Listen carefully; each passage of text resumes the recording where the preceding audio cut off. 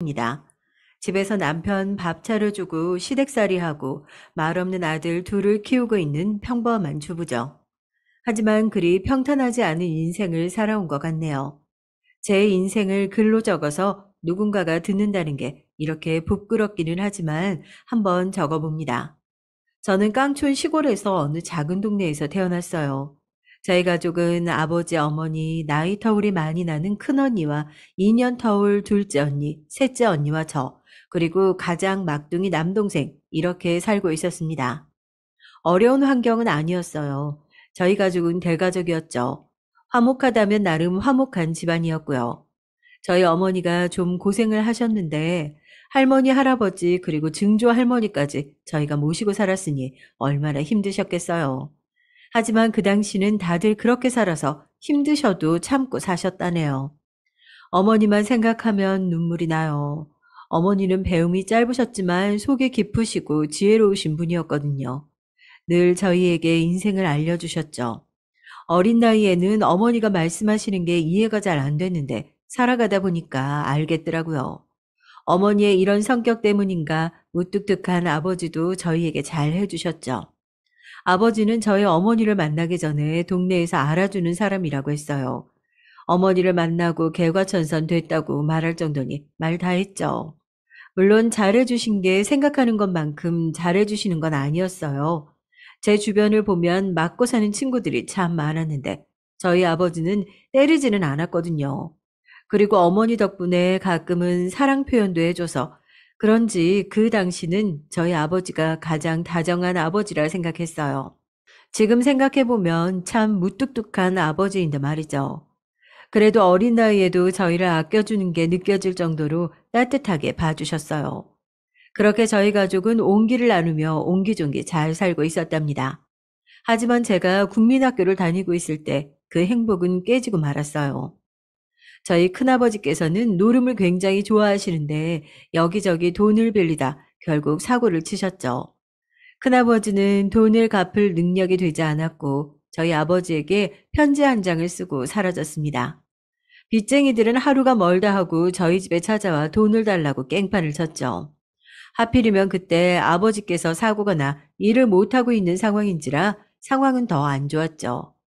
그리고 여기서 더 황당했던 건 큰아버지가 저희도 모르게 살림을 차렸다지 뭡니까? 도박으로 저희에게 그 빚을 넘기고 도망을 갔는데 자기 처자식은 어떻겠어요?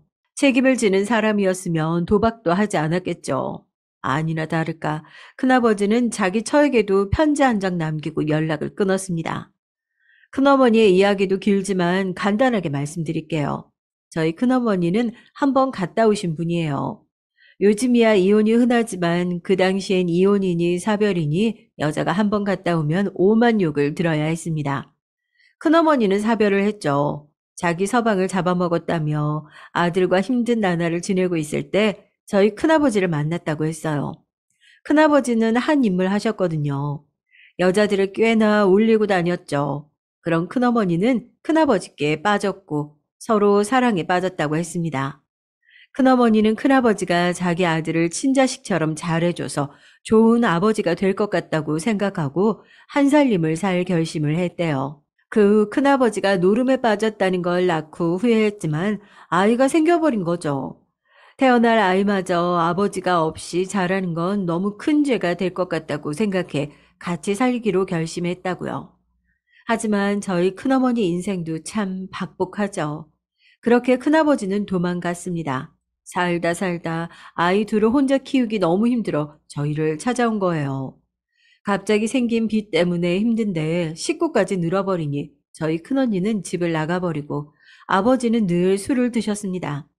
다행인 건 큰어머니도 자기 남편이 빚진 거 자기가 갚아야 하지 않겠냐며 힘든 몸을 이끌고 일을 하시며 돈을 갚는 데 도와주셨어요. 하지만 불행히도 그 시기 때 할머니, 할아버지도 많이 편찮으셨고 얼마 있지 않아 돌아가셨어요. 아버지는 점점 술을 물처럼 마시기 시작했죠. 일도 하지 않았고요. 그 후로 저희는 반지하로 새들어 살기 시작했어요. 그래도 저희 어머니는 다 지나갈 거라고 늘 안아주셨습니다. 평소 힘든 일이 있을 때 괜찮을 거라며 말씀하셨어요. 그런 어머니의 모습을 보며 아버지는 어머니를 한번 쳐다보시고는 신문을 넘기셨죠. 하지만 큰아버지 사건이 있으신 뒤 달라지셨어요. 아버지는 어머니께 큰 소리 치셨습니다. 매번 저런 소리만 하니 자식들은 아무것도 모르는 거지. 지 애비는 힘든지도 모르고. 어머니는 아버지의 뺨을 세게 때리셨어요. 아직도 그 정막이 잊혀지지가 않네요. 아버지는 놀라 어머니를 쳐다봤어요. 어머니도 놀랐을 거라고 생각하고 숨을 죽이고 바로 어머니의 얼굴을 확인하는데 아버지의 눈을 똑바로 쳐다보면서 아무 말 없이 아무 감정 없이 보고만 있었죠. 아직도 생생히 기억납니다. 그 순간만큼은 큰 소리친 아버지보다 무표정한 어머니의 얼굴이 더 무서웠으니까요. 그 후에 아버지와 어머니는 말 하나 섞지 않으셨어요. 그 후론 부모님의 화목한 모습은 보이지 않았죠. 그저 밥 먹자, 다녀온다, 이런 이야기만 하고 대화라는 건 없었어요. 아버지는 그 순간을 가장 후회한다고 했습니다. 평소엔 잘 못해도 미안하다 금세 굽히는 아버지인데 이상하게 그날 이후로는 왜 말을 안 했는지 알다가도 모르겠네요. 꼭 가족과 싸우거나 말을 안 하면 후회할 일이 생기더군요. 야속하게도 그 시기에 어머니는 암에 걸리셨어요. 저희는 몰랐죠. 하지만 어머니는 자신이 암이라는 걸 알고 계셨던 것 같아요. 언제부터 알고 계셨는지 모르지만 어머니는 준비를 하고 계셨던 것 같습니다. 얼마 안 가 어머니가 쓰러져 저희는 다 알게 됐는데 모든 가족이 알아차렸을 땐 이미 지나버려 손을 쓸 방법이 없었어요. 저희 가족은 울음을 참으며 집으로 돌아갔습니다. 어머니는 저희가 놀랄까 괜찮다며 웃어주셨죠. 지금 생각해보면 왜 알아차리지 못했는지 참 후회스럽더라고요. 그렇게 앙상하게 말라가셨는데 왜 몰랐을까요? 어머니는 몸이 점점 안 좋아지셨지만 평소처럼 웃어주셨습니다. 저는 그 모습이 참 슬프더군요. 그래서 처음으로 어머니께 울면서 말했어요. 제발 힘들면 힘들다고 말해요. 어머니는 그제야 말씀하셨어요. 미안하다. 우리 딸 다 컸네. 이렇게 엄마 걱정도 할 줄 알고. 엄마 많이 힘들어. 힘든데 우리 예쁜 아가 놓고 가기 미안해서 못 가겠다. 엄마, 힘들면 그만 놓으셔도 돼요. 제가 언니, 동생, 아버지 잘 책임질게요. 엄마 못까지 열심히 살게. 그러니까 편히 가도 돼요. 책임 안 져도 돼. 아가, 고맙다. 저는 어머니가 아프신 후부터 병간호를 했고, 그 때문에 조금 일찍 철이 들었습니다. 그래서 늘 어머니는 미안하다고 하셨죠. 늘 어머니가 돌아가신다면 제가 저희 가족을 책임져야 한다고 당연하게 생각해 왔는데, 어머니가 책임지지 않아도 된다고 말씀하시니 눈물이 날 것 같았어요. 그날 저와 어머니는 못할 말, 고민거리, 아버지 이야기, 남동생, 언니 이야기 등 많은 얘기들을 나눴습니다. 다행히 어머니는 얼마 남지 않을 거라는 말과 다르게 좀 더 살다가 가셨어요. 중간에 아버지와도 화해도 하시고 예전처럼, 아니 예전보다 더 애틋하게 어머니를 돌봐주셨죠. 그래서 어머니가 더 사셨나 싶네요. 힘들게 돌아가셨지만 마지막은 저희를 보며 웃으며 떠났습니다. 어머니 이야기를 하니 어머니가 참 보고 싶네요. 그렇게 어머니를 떠나보내고 한동안은 집에 있으니 어머니가 생각나서 잠을 잘 때 빼고는 늘 밖에서 지냈어요. 학교도 다니고 아르바이트도 구하고 친구도 만나고 그랬죠. 어머니가 돌아가시면 힘들어서 아무것도 못할 줄 알았는데 생각보다 덤덤하게 잘 넘기고 있다는 생각이 들었습니다. 그리고 그 시기 제게 사랑이 찾아왔죠. 친구 소개로 저는 저의 첫 남자친구를 만나게 됐습니다. 저의 첫 남자친구는 아주 다정했죠. 무뚝뚝한 남자들만 봐서 그런가 다정하게 말해주는 제 남자친구가 어찌나 멋져 보이던지. 여중 여고를 나와서 남자와 얘기를 해본 적이 없는 저는 제 처음 남자친구여서 그런지 친구들이 걱정할 만큼 제 남자친구에게 빠져 있었어요. 그렇게 시간이 지나고 처음으로 저희 둘은 여행을 가게 됐습니다. 아니나 다를까 당일치기는 물 건너갔죠. 설레는 마음으로 저희는 하룻밤을 같이 보내게 됐어요. 그날의 선택이 제 인생을 바꿀 줄 누가 알았겠어요. 주변 사람들이 조심하라고 얘기는 했지만 저는 그럴 일이 없을 거라고 생각했죠. 그 한 날로는 저는 아이를 가지고 말았죠. 막막했습니다. 가족들에게 어떻게 말을 해야 하나 걱정이 됐어요. 어머니라도 계셨으면 바로 말을 했을까요? 저는 말도 못하고 점점 배만 불러갔습니다. 제가 워낙 마른 체형이라 조금만 배가 나와도 티가 나는데 혹여나 아버지가 눈치를 채지 않을까 늘 노심초사하며 집으로 들어갔죠.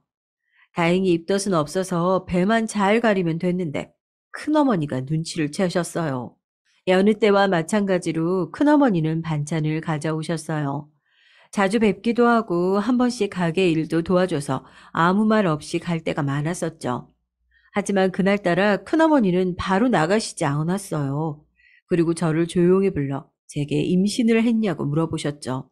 저는 놀라서 아무 말도 하지 못했고 큰어머니는 제 등짝을 때리며 그럴 줄 알았다며 계속 옆에 있는데 이상해서 물어봤다고 하시더군요. 그러고는 아버지께 어떻게 말할 거냐며 한숨을 쉬었습니다. 큰어머니는 자기와 함께 있을 때 말하자며 오늘 밤에 다시 찾아올 테니 밥 먹고 어디 가지 말고 기다리라고 말씀했어요. 그리고 그날 밤 아버지께 말씀드렸습니다. 그런데 이상하게도 아버지는 아무 말씀을 하시지 않고 딱 한마디만 하셨죠. 데리고 와라. 그 다음날 바로 남자친구는 아버지께 인사를 드리러 갔어요. 아버지는 남자친구, 그러니 이제는 제 남편이라 말을 해도 되겠네요. 남편에게 얼굴을 한번 보시고는 술을 들이켜고 10분 동안 아무 말씀을 하지 않으셨습니다. 남편이 이런저런 말을 해봐도 아버지는 술만 계속 마셨어요. 그 짧은 시간 동안 물처럼 술을 마시니 사람이 안 취하겠어요? 얼굴이 빨개진 아버지는 남편에게 잘해주라는 말을 하시고는 비틀비틀거리며 안방으로 들어가 쓰러져 주무셨습니다. 저희는 바로 남편네로 가 인사를 드렸어요. 걱정을 많이 했는데 아니나 다를까 시어머니는 뒷목 잡고 쓰러지셨고 시아버지는 잠시 눈을 감으시고는 저에게 앉으라고 말씀하셨습니다. 남편은 시어머니를 데리고 방으로 들어갔고 시아버지는 저에게 앞으로 몸 조심하고 남편 집에 들어와 살라고 말씀하셨어요. 그땐 너무 어려서 시댁살이가 힘들 거라고 생각을 못하고 있어서 감사하다며 아버지께 말씀드리고 오겠다고 했습니다. 그렇게 저희는 결혼식을 올리지 않았지만 법적으로 부부가 됐고 저는 시댁으로 들어가 살게 됐어요. 처음 시댁으로 들어갈 때도 쉽지 않았습니다. 시어머니는 누구 마음대로 오냐며 자기 자식 잡으려고 들어왔다며 저에게 못할 말을 다 하셨죠. 시아버지는 임신한 애한테 무슨 말을 하냐며 자기가 들어오라고 했다고 대신 말을 해주셨고요. 저는 그렇게 남편과 함께 살게 됐습니다. 처음에는 남편과 살 수 있다는 생각만 하니 너무 행복했어요. 남편도 걱정은커녕 같이 있을 수 있다고 좋아했고요. 시댁이 좀 사는 편이라 남편은 돈 걱정은 말라며 자기가 다 하겠다고 말했습니다. 돈을 보고 남편을 좋아한다는 건 아니었지만 그래도 돈 걱정은 하지 말라는 소리를 들으면 사람 잘 만났다는 생각이 들지 않겠어요? 내심 남편이 잘 사는 집안이라 다행이라는 생각이 들었습니다. 하지만 그래서 그런지 시어머니는 저를 탐탁지 않게 보더라고요. 저희 남편은 3대 독자라 엄청 귀하게 자랐거든요. 집도 잘 살아서 부족한 거 없이 시어머니의 보호 속에서 자랐고요. 그러니 남편을 끔찍이 아낄 수밖에 없는데 아무것도 모르는 여자애가 와서 임신을 했다고 하니 속이 얼마나 뒤집어지셨겠습니까? 저도 시어머니의 마음을 이해해 보려고 노력했지만 서운하고 마음이 불편한 건 어쩔 수 없더라고요. 제가 좀 잘하면 예쁘게 봐주시지 않을까 생각하며 노력했죠. 어릴 때부터 살림을 해서 그런지 살림은 곧잘 따라했죠. 그런 모습을 보고 시어머니도 별 말씀은 하시지 않더라고요. 하지만 점점 배가 불러가니 일하기도 힘들고 다른 사람에 비해 힘든 편은 아니었던 것 같지만 점점 피곤함이 자주 몰려오고 몸도 무거우니 힘들고 시어머니 때문에 예민해져서 힘들었어요. 남편은 학교 다니느라 제가 집에서 집안일을 하고 있을 거라는 생각도 못하고 있었고요. 집안일을 했다고 해도 잘했다며 칭찬만 하고 점점 속이 터졌습니다. 먹고 싶다는 거 잘 사주고 칭찬만 해주는 남편이 참 얄미웠어요.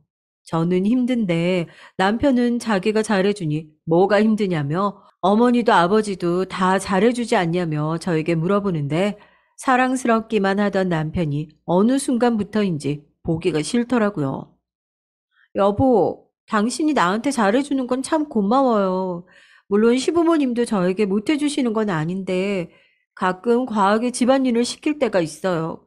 그것 때문에 힘들어 죽겠는데 아무것도 모르는 당신은 잘했다고 칭찬만 하니까 너무 답답해요.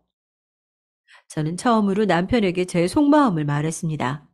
남편은 어머니가 그렇게 집안일을 막 시킬 사람은 아닐 거라며 하지만 제가 힘들다고 하니 말을 해보겠다고 하더군요. 저는 남편이 시어머니께 말을 하면 제가 시어머니 욕을 했다고 생각할 테니 말하지 말고 그냥 집안일을 도와달라고 했어요. 평일에 남편은 친구들을 보러 나갔는데 고맙게도 그 말을 하고 그 다음 날은 집에 있었습니다. 하지만 그냥 제가 말을 하지 말았어야 했나 봐요. 점심을 차리고 있는데 남편이 저보고 자기가 하겠다며 힘드니까 앉아 있으라고 말했어요. 그걸 듣고 시어머니는 남자가 무슨 주방에 있냐며 화를 내시더니 남편에게 들어가라고 했죠. 그러자 남편은 하면 안 되는 말을 하고야 말았죠. 어머니가 계속 시키니까 힘들어하죠. 아니, 그리고 남자가 주방에 들어갈 수 있지, 안 그래요? 아버지? 너는 어머니한테 그 말버릇이 뭐냐? 죄송하다고 해. 그리고 너는 사내놈이 지 마누라 감싼다고 주방까지 들어가겠다는 건 또 무슨 부려냐? 남자는 남자답게, 여자는 여자답게 하는 거다. 너는 잔말 말고 졸업이나 할 생각해. 남편은 결국 사고를 치고 말았습니다. 시어머니는 남편의 말을 듣자마자 저를 노려보셨어요. 거기다 시아버지마저 혀를 차며 남편과 저를 쳐다봤죠. 저는 그때 딱 느꼈습니다. 제가 아무리 잘해보도록 노력을 해도 시부모님의 마음에 차지 않을 거라는 걸요. 그날 저는 시어머니께 한 소리를 듣고 말았죠. 너는 네 남편 앞에서 내 욕도 하고 다니니? 세상에 임신이 뭐 유세야? 우리가 뭐 손주 보고 싶어서 먼저 빌었어. 네가 네 몸 관리 잘했으면 여기 올 일도 없었을 텐데 누구 탓을 해? 시어머니의 말에 크게 상처를 받았고 제 임신이 축복이 아닌 것 같다는 생각에 아무 말도 못하고 방으로 들어가서 혼자 눈물을 삼켰죠. 얼마나 서럽던지 그날따라 저희 어머니가 너무 보고 싶었습니다. 남편도 옆에 없고 시어머니, 시아버지의 말은 머릿속에 맴돌고 친정엄마가 계셨다면 제가 이 집에 있지 않아도 됐을까요? 아니면 그런 소리를 듣고는 이 방에 있는 게 아니라 당장 뛰쳐나가 친정으로 도망갔을까요? 유난히도 어머니가 그리운 하루였죠. 그 다음 날 시부모님은 아무 말도 하지 않으셨습니다. 내심 미안하다, 말이 심했다고 말씀하시면 어떻게 말을 해야 할까 고민했는데 그런 이야기는 하지도 않으시더라고요. 그런 기대는 하지 않는 게 좋을 것 같았는데 말이죠. 시간이 지나 출산을 하게 됐습니다. 축복받지 못할 거라는 생각에 걱정이 많았는데 첫 손주를 본 시부모님의 표정은 밝았어요. 역시 자기 손주는 예뻐 보일 수밖에 없겠죠. 그래, 고생했다. 요놈이 아들이라 얼마나 다행인지. 그놈 자기 아빠를 닮아서 아주 똑똑하게 생겼네. 그래도 네가 잘하는 게 있긴 있구나. 처음부터 나처럼 이런 떡두꺼비 같은 아들을 낳고. 고생했다는 말을 못 들을 줄 알았는데 들으니까 잠시 감동을 했지만 바로 그 감동은 식어버렸습니다. 제가 딸을 낳았다면 제 딸은 이렇게 예쁨을 못 받았겠죠?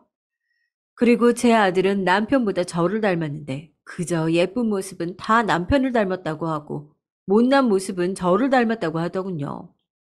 뭐 그런 말이야 흘려들으면 그만이지만 몸이 힘든데 괜찮냐는 말 한마디도 없이 누구를 닮았네 마네 하니까 시부모님이 더 미워 보였어요.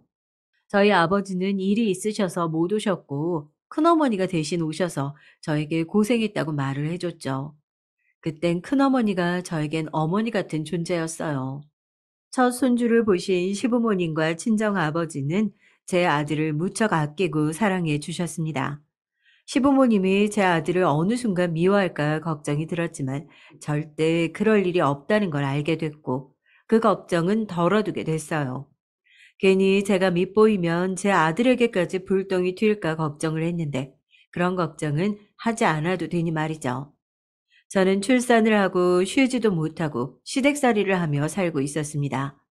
출산 후 몸도 안 좋아 힘든데 살림까지 하고 육아에 시부모님 잔소리까지 들으니 임신했을 때보다도 더 예민해지더군요. 믿을 만한 남편은 일을 한다고 들어오지를 않으니 기댈 곳이 하나도 없었어요. 친구들과는 임신을 하고 난 후 연락이 다 끊겼고 그나마 있던 친구들도 하나 둘 일자리를 구하면서 저와 다른 길을 걷다 보니 멀어졌죠. 아버지에게 말할 수도 없었고 큰어머니도 가게 일이 어려워 힘들어하시는 것 같아 괜히 말 꺼내기가 미안하더라고요. 괜찮냐고 물어보면 저는 괜찮다고 말을 할 뿐이었죠. 어느 날 육아에 지쳐 남편만이 오기를 기다리고 있었는데 남편이 술에 취한 채로 들어왔습니다. 시어머니는 남편을 나무라기는커녕 속 아프지 않냐며 저에게 해장국이라도 빨리 끓이라고 말을 했죠. 그때 갑자기 남편이 다른 사람의 이름을 부르며 저에게 해장국을 해달라고 하지 뭡니까? 저는 당연히 잘못 들었을 거라고 생각했는데 시어머니가 남편 입을 막더니 빨리 방으로 들어가라고 하더라고요. 저는 시어머니에게 그 사람이 누구냐고 물어봤지만 돌아오는 답은 없었습니다. 보통 같으면 시어머니가 왜 이상한 말을 하냐며 화를 내셨겠지만 당황하는 모습이 역력해서 무언가 있다고 생각을 했죠. 저는 바로 방으로 달려가 남편을 깨워봤지만 남편은 이미 술에 취해 깊이 잠든 상태였어요. 저는 마음을 가다듬고 아이를 돌봤습니다. 잘 수 있는 시간에 쪽잠이라도 자야 하는데 그 일 때문에 한숨도 자지 못했죠. 그 다음날 저는 남편에게 그 사람이 누구냐고 물었어요. 남편은 당황하며 잘못 들은 거라며 자기도 누군지 모르겠다고 말을 하고는 바로 출근을 했습니다. 그날 남편은 또 술을 마시고 왔어요. 그래서 저는 그 사람이 누구냐고 물어봤죠. 남편은 술에 취한 상태로 예전에 결혼을 약속한 사람이라고 했어요. 그 말을 듣고 남편 등짝을 때렸어요. 당신, 아무리 취해도 그렇지 그 사람 이름을 부르는 게 말이 돼요? 등짝 때리는 소리를 들었는지 시어머니가 저희 방으로 온 게 아니겠어요? 너 지금 내 아들 때렸니? 아니, 어머니, 어머니도 그 사람이 결혼을 약속한 여자라는 거 아셨죠? 시어머니는 순간 놀란 듯 보였으나 이내 담담하게 말씀을 하셨습니다. 아이고, 그렇게 지겹게 굴어야겠니? 어? 내가 그 애를 어떻게 있니? 너보다 훨씬 참하고 싹싹한 애였는데 이런 애가 우리 집에 오다니. 아유, 내 팔자야. 그 소리를 듣고 참지 못하고 어머님께 한 소리를 하고 말았어요. 어머니, 사람 앞에서 어떻게 그런 말을 하세요? 아무리 제가 못 믿어도 그렇지 면전에다가 그런 소리를 하는 거 아니에요. 내가 뭐 틀린 말 했니? 그리고 너 감히 우리 귀한 집 아들을 때려? 너도 내가 네 아들 때리면 기분이 좋겠어? 시어머니는 어린 아들을 건드리며 말을 하는데 할머니라는 사람이 어떻게 그런 말을 할 수 있는지 화가 폭발하고 말았습니다. 저는 바로 짐을 싸버렸어요. 남편은 당황해서 자기가 잘못됐다고 하고 시어머니는 기가 차다면서 저를 지켜보고 있었죠. 그러면서 시어머니는 제가 잘했다면 그 여자 이름이 자기 아들 입에서 나오지도 않았을 거라며 제 탓을 하기 시작하는 겁니다. 기가 막히지 않나요? 그게 왜 제 잘못이죠? 시어머니는 남편이 바람을 펴도 제 탓으로 돌릴 사람이었습니다. 저는 그게 왜 내 탓이냐고 말도 하지 못하고 울면서 집을 나왔어요. 아들도 두고 왔죠. 저를 탓하는 소리 때문에 짐도 다 놓고 바로 뛰쳐나오느라 아무것도 들고 나오지 못했죠. 그 상태로 친정으로 갈 수도 없고 저는 둘째 언니에게 전화를 했어요. 둘째 언니는 놀라서 제가 있는 곳으로 달려왔습니다. 둘째 언니는 울고 있는 저를 보고 꼭 안아줬어요. 언니는 무슨 일이 있냐고 물어보지도 않고 울고 있는 거를 하염없이 지켜만 보고 있었죠. 둘째 언니를 보면 저희 어머니를 참 많이 닮았다고 생각했는데 그때는 정말 어머니가 저를 안아주는 것처럼 저를 꼭 안아주더라고요. 그래서 그런지 더 서러워져서 울었던 것도 있었어요. 진정되고 나서 언니는 조심스럽게 물어봤습니다. 저는 그간 시댁에서 있었던 일과 그때의 일을 말했죠. 언니는 화를 내며 당장 자기가 가서 깽판을 칠 거라며 자기 자식만 귀한 줄 아냐며 누가 보면 언니가 그 일을 당한 당사자인 줄 알 정도로 크게 화를 냈어요. 언니가 대신 화를 내줘서 그런지 마음이 조금 풀리더라고요. 언니는 아버지께 말씀 안 드릴 거냐며 물어봤지만 저는 아무 말도 하지 않았습니다. 임신까지 속여 늦게 말하고 시댁에서라도 잘 살라며 남편과 저를 믿고 시댁에 보냈는데 제가 어찌 아버지께 얘기를 하겠어요. 그래도 언니와 이야기를 하고 나니 마음이 한결 편해졌습니다. 언니는 자기 집에서 자고 가라고 했지만 아들이 생각나서 돌아가겠다고 했어요. 집으로 들어가니 시아버지는 주무시지 않고 신문을 읽으며 거실에서 저를 기다리고 있었어요. 시아버지는 제게 보더니 한숨을 쉬며 저에게 앉아보라고 말씀하셨죠. 시아버지는 제게 힘드냐고 물어보시더군요. 저는 아무 말도 없이 바닥만 바라봤습니다. 시아버지는 저보고 그래도 참고 견디라며 시어머니는 저보다 더 힘들게 시댁살이를 했다고 했죠. 제가 힘들게 시댁살이를 하고 있다는 걸 알면서도 참으라고 하는 시아버지가 참 미웠습니다. 차라리 말을 안 하는 게 더 나았을 거란 생각이 들었어요. 안 그런가요? 이곳에서 당장 떠나고 싶은 마음은 가득했지만 저희 아들 때문에라도 참고 살아야 한다고 생각을 하니 버텨지더라고요. 언제 그랬냐는 듯 평소처럼 시어머니는 저에게 잔소리를 퍼부으시고 시아버지는 모르는 척하고 남편은 여전히 눈치가 없이 행동했죠. 그렇게 시간이 지나고 결혼 기념일이 다가오고 있었어요. 저희는 결혼식을 하지 않아서 결혼 기념일은 없었지만 혼인신고를 한 날을 저희 결혼 기념일이라고 정해뒀죠. 그런데 어느 날은 남편이 기념일로 여행을 가는 건 어떻겠냐고 물어보더라고요. 웬일로 여행 얘기를 꺼냈나 싶었는데 시부모님 모시고 여행을 가자고 하는 거 아니겠어요? 처음에는 장난치는 건가 생각했는데 남편의 반짝거리는 눈을 보니까 할 말을 잃었습니다. 저는 둘이 가면 안 되겠냐고 말을 했는데 시어머니의 결혼 기념일이라고는 시조부모님을 모시고 같이 저녁을 먹은 게 다라며 안타깝지 않냐고 저에게 애처로운 눈빛을 보내며 말을 했습니다. 시부모님 결혼 날짜가 저희와 비슷하긴 했거든요. 따지고 보면 저희 어머니도 그랬었는데 조금은 안타깝다는 생각이 들더라고요. 이번 한 번만 하기로 약속을 하고 마지못해 수락을 했어요. 제가 왜 그랬을까요? 왜 안타깝다는 동정의 감정이 들었을까요? 저희 어머니 생각이 나서 그랬겠죠. 여행은 제주도로 가게 됐습니다.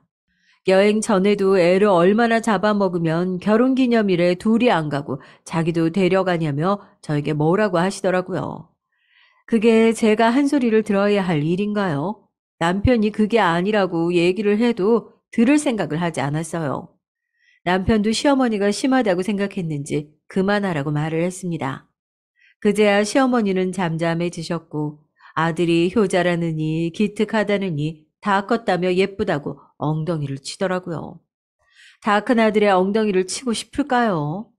남편은 뭐가 좋은지 싱글벙글, 시어머니는 그저 아들이 좋아서 싱글벙글, 둘 사이에 저는 죽을 맛이었죠. 이 여행이 무사히 넘어갔으면 얼마나 좋았겠어요. 정말 제 인생에 있어서 최악의 여행이었습니다. 시어머니는 목이 아프셨는지 기침을 계속했어요. 그래서 저는 근처 약국에서 약을 사다 드렸죠. 근데 시어머니가 자기는 이 약 너무 독해서 안 먹는다고 다른 약으로 바꿔오라고 했어요. 처음엔 그런가 보다 하고 다시 약국으로 가서 바꿨습니다. 그런데 또 이 약은 너무 속이 아프다며 또 바꿔오라는 거예요. 그때 저는 시어머니가 저를 괴롭히려고 이러는구나 깨달았죠. 그래서 전 모든 목약을 사갔어요.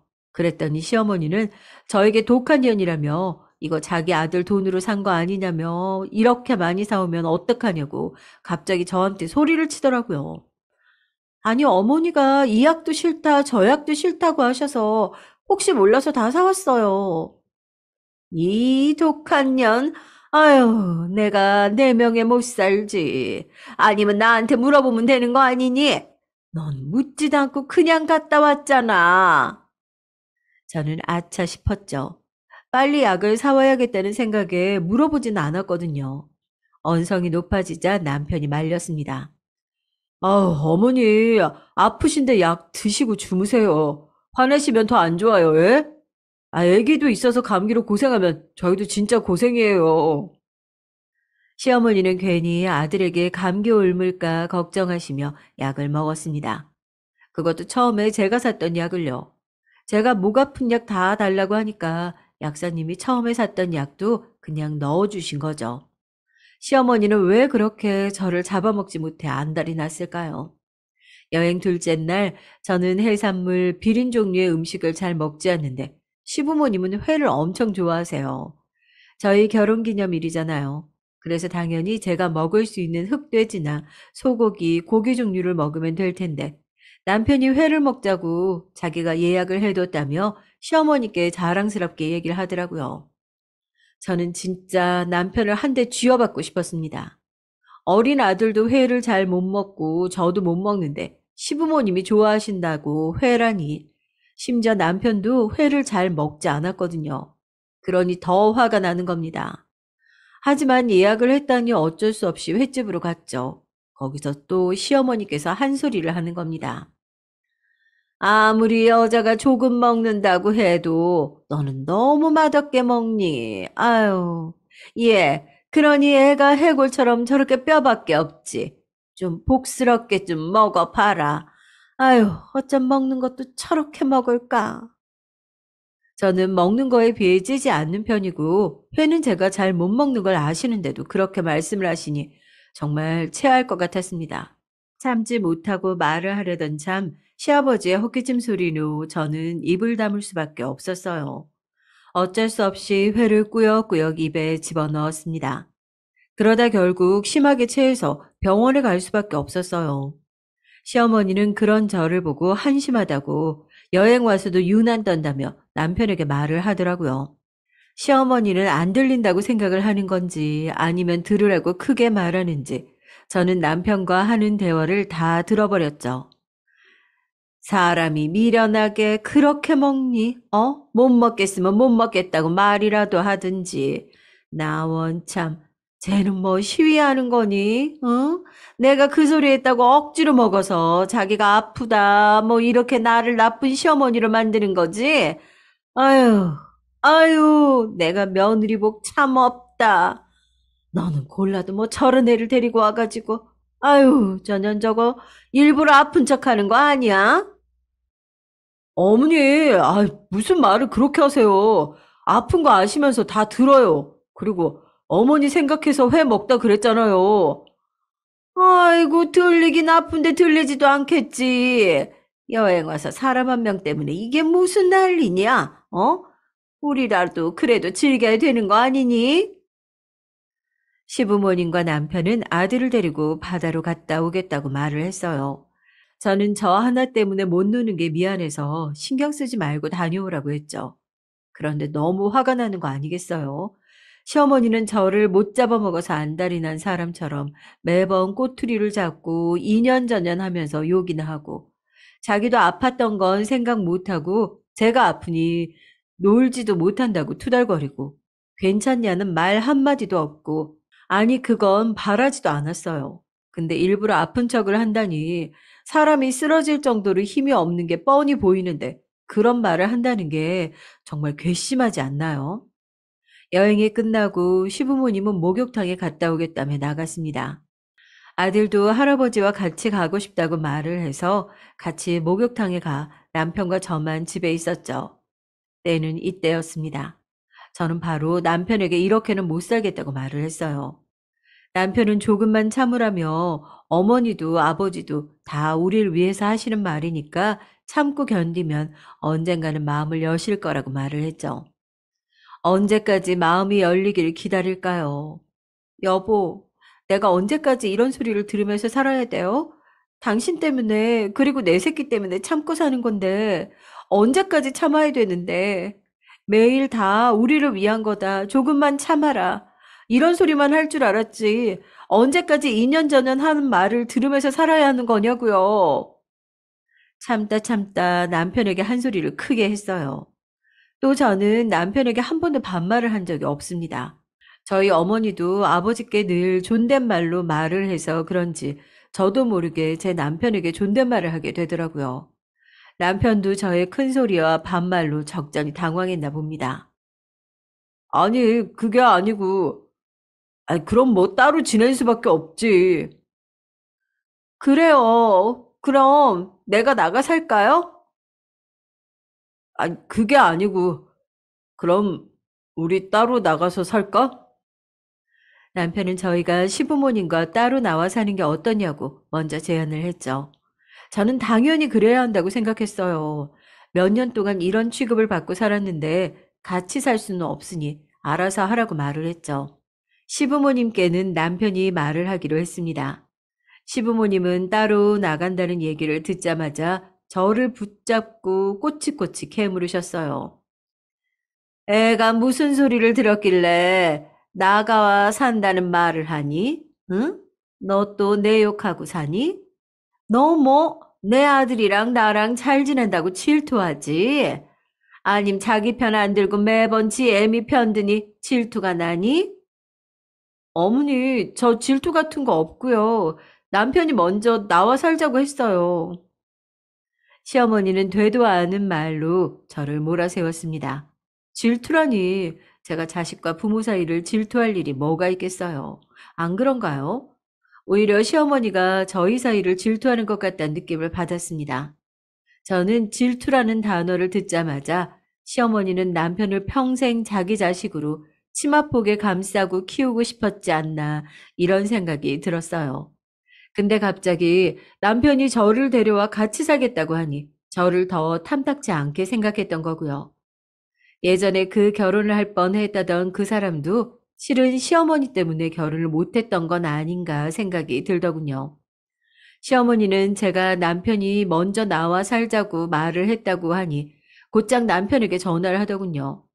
남편과 통화를 하고 나니 시어머니는 앞으로 두고 보겠다면서 자기 눈앞에서 안 보인다고 자기 자식 신경 쓰이는 행동 하기만 해보라며 으름장을 놓았습니다. 저희는 드디어 시부모와 따로 나와 살게 됐어요. 아침이 정말 다르더군요. 아침부터 한숨이 나왔는데 첫날이 가장 행복했습니다.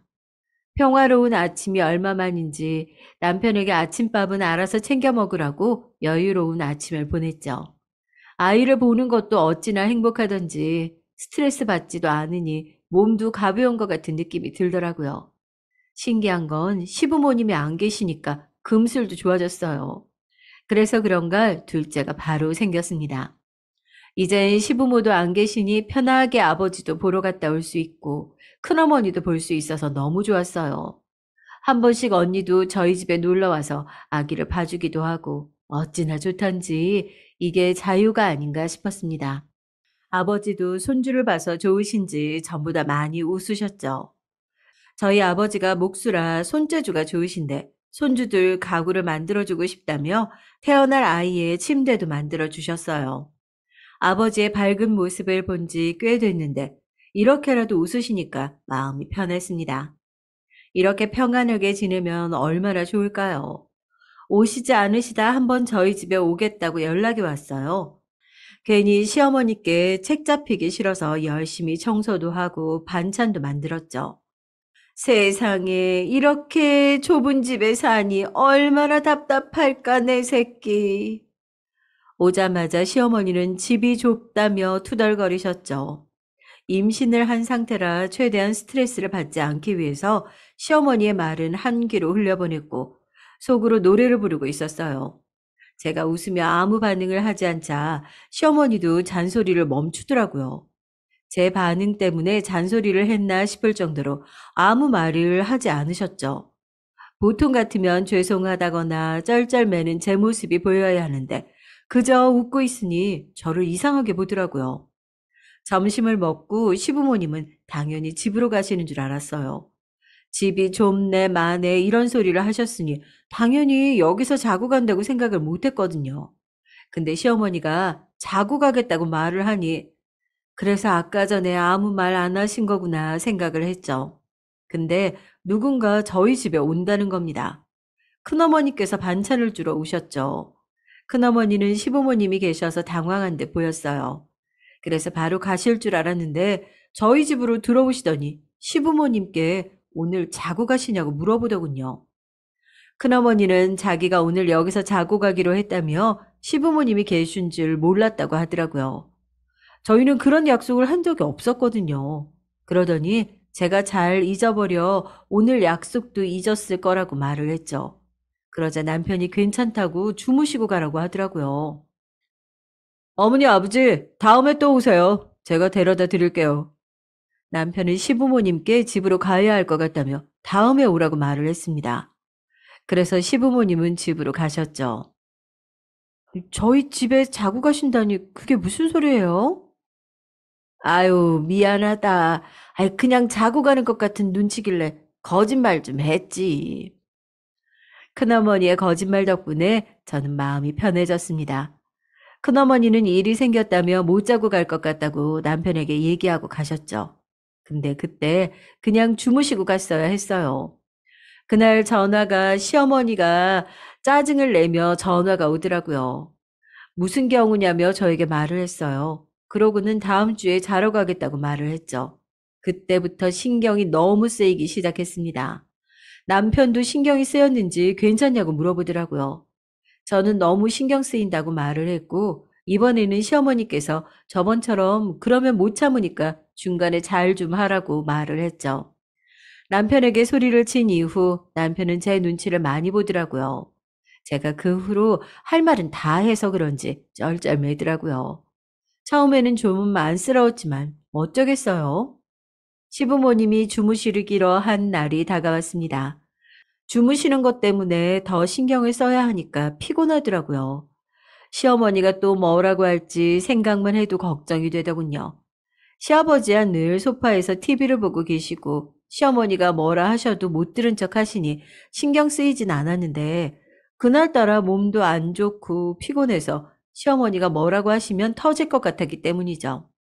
일단 먼지 청소 얘기부터 시작하고 반찬, 빨래 등 이것저것 살림을 하나하나 참견하시겠죠?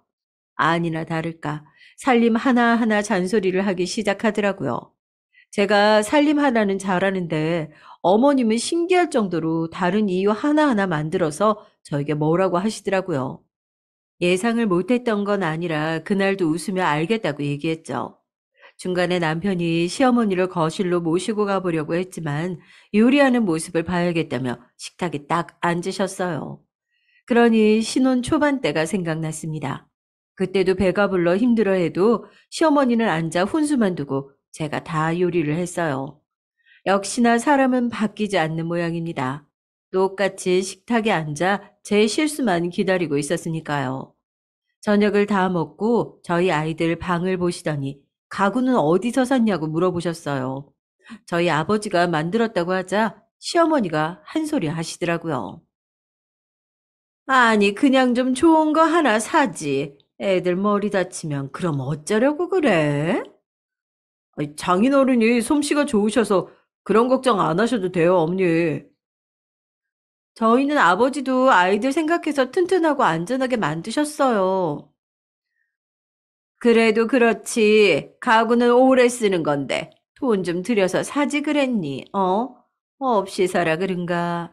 애가 한 번씩 보면 이상한 데서 돈을 아껴. 네? 아유, 어머님 그게 무슨 소리예요? 없이 살다니요. 저희 부모님 열심히 사셨고 없어도 부족한 거 없이 잘 자랐어요. 너는 애가 어디서 어른 앞에서 소리를 치니? 매일 따박따박 말대꾸. 아우. 어머니! 그때 시아버지가 또 헛기침을 크게 하셨습니다. 늘 이런 일이 있을 때 그만하라며 헛기침을 하시는 시아버님. 그날따라 얼마나 반가웠던지 괜히 화를 내봤자 소용이 없을 것 같아서 방으로 들어갔어요. 어머니, 제발 그렇게 말씀하지 마세요. 들어가 주무세요. 시부모님은 아이들 방으로 주무시러 들어갔고 남편도 저희 방으로 들어와 미안하다며 사과를 했습니다. 피곤하기도 했고 말할 힘도 없어서 알았다고 넘겼죠. 그 다음날 아침 먹고 가신다는 시부모님은 밖에서 점심이라도 먹자며 준비를 하고 있었어요. 근데 갑자기 시어머니가 저에게 소리를 치는 거 아니겠어요? 너, 이게 뭐니? 네? 카드 명세서요. 어머니 저희 거 지금 몰래 훔쳐보신 거예요? 아무리 그래도 그렇지 서랍에 있는 걸 열어서 보시면 어떡해요? 이년아, 아들이 힘들게 번 돈을 써? 그러고는 제 뺨을 때리려고 하시는 거 아니겠어요? 어머니! 결국 뺨을 맞고 말았습니다. 어머니, 미치셨어요? 하다 하다 이젠 때리기까지 하시는 거예요? 그리고 계속 2년 전년 저 이렇게 못 살아요. 저 이혼할게요. 이렇게 살다가 돌아버릴 것 같아요. 저는 아들을 데리고 친정으로 갔습니다. 아버지는 놀라 하던 일을 멈추고 달려왔어요. 그도 그럴 것이 무거운 몸을 이끌고 뺨은 부은 채로 아들과 함께 왔으니 얼마나 놀랐겠어요. 제 아들도 놀라서 울음을 멈출 생각을 하지 않았고요. 친정이 저희 집과 가까워서 다행이었죠. 아버지는 조금 흥분을 한 채로 남편이 때린 거냐며 물어보더라고요. 아니에요, 아버지. 그게 시어머니랑 다툼이었는데 시어머니가 화를 못 참으시고 때리셨어요. 시어머니의 얘기가 나오자 아버지는 화가 많이 나셨고 저는 진정시켜 드려야 했죠. 그리고는 아버지께 그간 있었던 일을 다 말했어요. 아버지는 이혼하라며 화가 잔뜩 나셔서 말리지 말라며 갑자기 망치를 챙기는 게 아니겠어요? 그러고는 남편에게 전화를 해서 시댁 부모님 어디 있냐고 묻고는 어디론가 가버렸습니다. 저는 급한 나머지 택시를 타고 아버지를 따라가 달라고 했죠. 아버지는 시댁으로 가고 있었어요. 남편에게 전화를 해 아버지가 망치를 들고 시댁으로 가고 있으니까 빨리 와달라고 했어요. 다행히 남편은 시댁에 있더라고요. 시댁에 가보니 아버지가 망치를 들고 시어머니께 욕을 하고 계셨습니다. 이 망할 여편 내가 어디서 이 귀한 집 딸 뺨을 쳐? 사돈, 아유 진정하세요. 아니 모녀가 쌍으로 미쳤나? 미쳐? 미치긴 누가 미쳤다는 거야? 이년이? 그래, 미쳤다. 자식이 맞고 돌아왔는데 안 미치는 사람이 어딨어? 이서방 자네도 마찬가지야. 자네 내가 잘 부탁한다고 했지. 그런데 이따위밖에 못해? 아버지는 남편 뺨을 때렸습니다. 이 양반이 감히 내 자식을 때려? 왜 때려? 네 자식만 귀하고 내 자식은 안 귀하냐? 이 미친 노망난 할망구가 임신한 며느리를 때려? 미친 노망난 할망구? 이 정신 나간 호라비 주제에? 호라비? 호라비?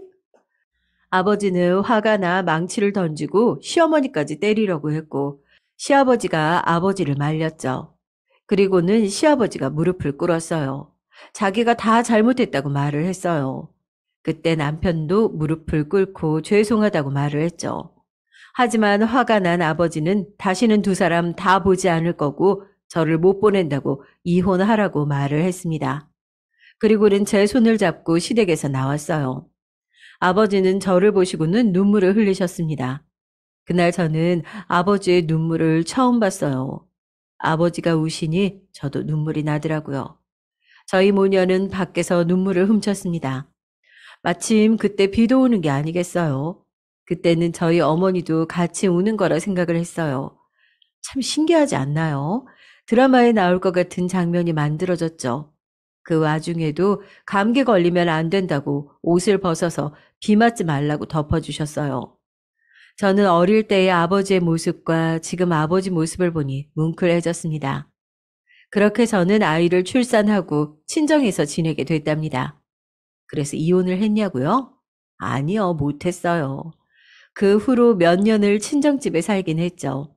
초반에는 남편이 자주 찾아와서 용서를 빌었어요. 하지만 아버지가 화가 너무 많이 나셔서 쉽진 않았죠. 그러다 아버지도 남편이 계속 찾아오니까 마음이 풀렸는지 어느 날 같이 술을 마시고 있더라고요. 둘 다 술에 취해서 서로 안으며 우는 모습도 봤고요. 그렇다고 저는 다시 돌아갈 생각이 없었어요. 이혼은 진심이었거든요. 남편이 가정적이라 아이들도 잘 챙겨줬고, 이렇게만 따로 지내 산다고 해도 나쁠 것 같지는 않았어요. 아버지를 도와 일도 시작했고, 혼자 독립할 수 있을 것 같은 느낌이 들었죠. 하지만 남편은 제게 다시 들어와 살면 안 되겠냐고 빌었습니다. 남편은 다시는 시댁 부모님과 만나게 하지 않겠다고 말을 했죠. 당신은 절대로 부모님 만나는 일 없을 거야. 내가 꼭 약속할게. 미안해, 여보. 그 말을 듣고 시댁 식구들을 만나지 않겠다는 조건으로 다시 남편과 살게 됐습니다. 아이들도 있고 남편도 사랑하니 이혼은 없었던 일로 됐죠. 대신 이혼한 부부는 따로 있었습니다. 들리는 바로는 시댁 부모님이 이혼을 하셨더라고요. 시아버지는 이대로는 못 살 것 같다고 시어머님께 이혼하자고 하셨대요. 시아버지도 결국 시어머니의 성격에 못 버티고 이혼을 선택하신 거죠. 다 시어머니가 자초한 일이니 시어머니도 이제 혼자서 사셔야겠죠. 어쨌든 저는 그 뒤로 시댁 식구는 한 번도 보지 않았고 남편만 간간히 시부모님을 따로 뵈러 갔어요. 모든 사람은 다 귀하고 사랑받아 마땅할 사람들밖에 없다고 생각해요. 시어머니는 그걸 모르고 이래저래 욕하다가 결국 혼자가 되고 만 거죠. 시아버지도 그때 모른 척만 하지 않았다면 시어머니가 지금보다는 괜찮은 사람이 되어 있을 텐데 사람은 바뀌지 않으니 아닐 수도 있겠죠. 여러분도 이상한 꼬투리를 누군가가 잡는다고 하면 그냥 흘려버리거나 당당하게 맞서 싸워봐요. 안녕하세요. 저는 슬아의 아들 하나, 딸 하나를 두고 있는 60대 여자입니다. 우리 또래 엄마들은 만나면 다들 자기 자식 자랑하느라 바쁘죠. 우리 아들이 얼마나 좋은 직장에 다니는지, 우리 딸이 얼마나 효녀인지 얘기하면서요. 저는 자식 농사를 망쳤다면 망쳤다고 할 수 있는 사람인데요. 제 딴에는 열심히 키운다고 키웠는데, 역시 자식 일은 제 마음대로 안 되나 봅니다. 아마 제 사연을 듣는 여러분들 중에서도 애들 낳고 장성할 때까지 키우신 분들 많으실 텐데, 다들 자식들과 화목하게 지내시는지 궁금하네요. 만약 그렇다면 정말 존경하고 부럽습니다. 그럼 제가 왜 자식 농사를 망쳤다고 하는지 한번 이야기해 볼까요? 잘 들어주셨으면 좋겠습니다.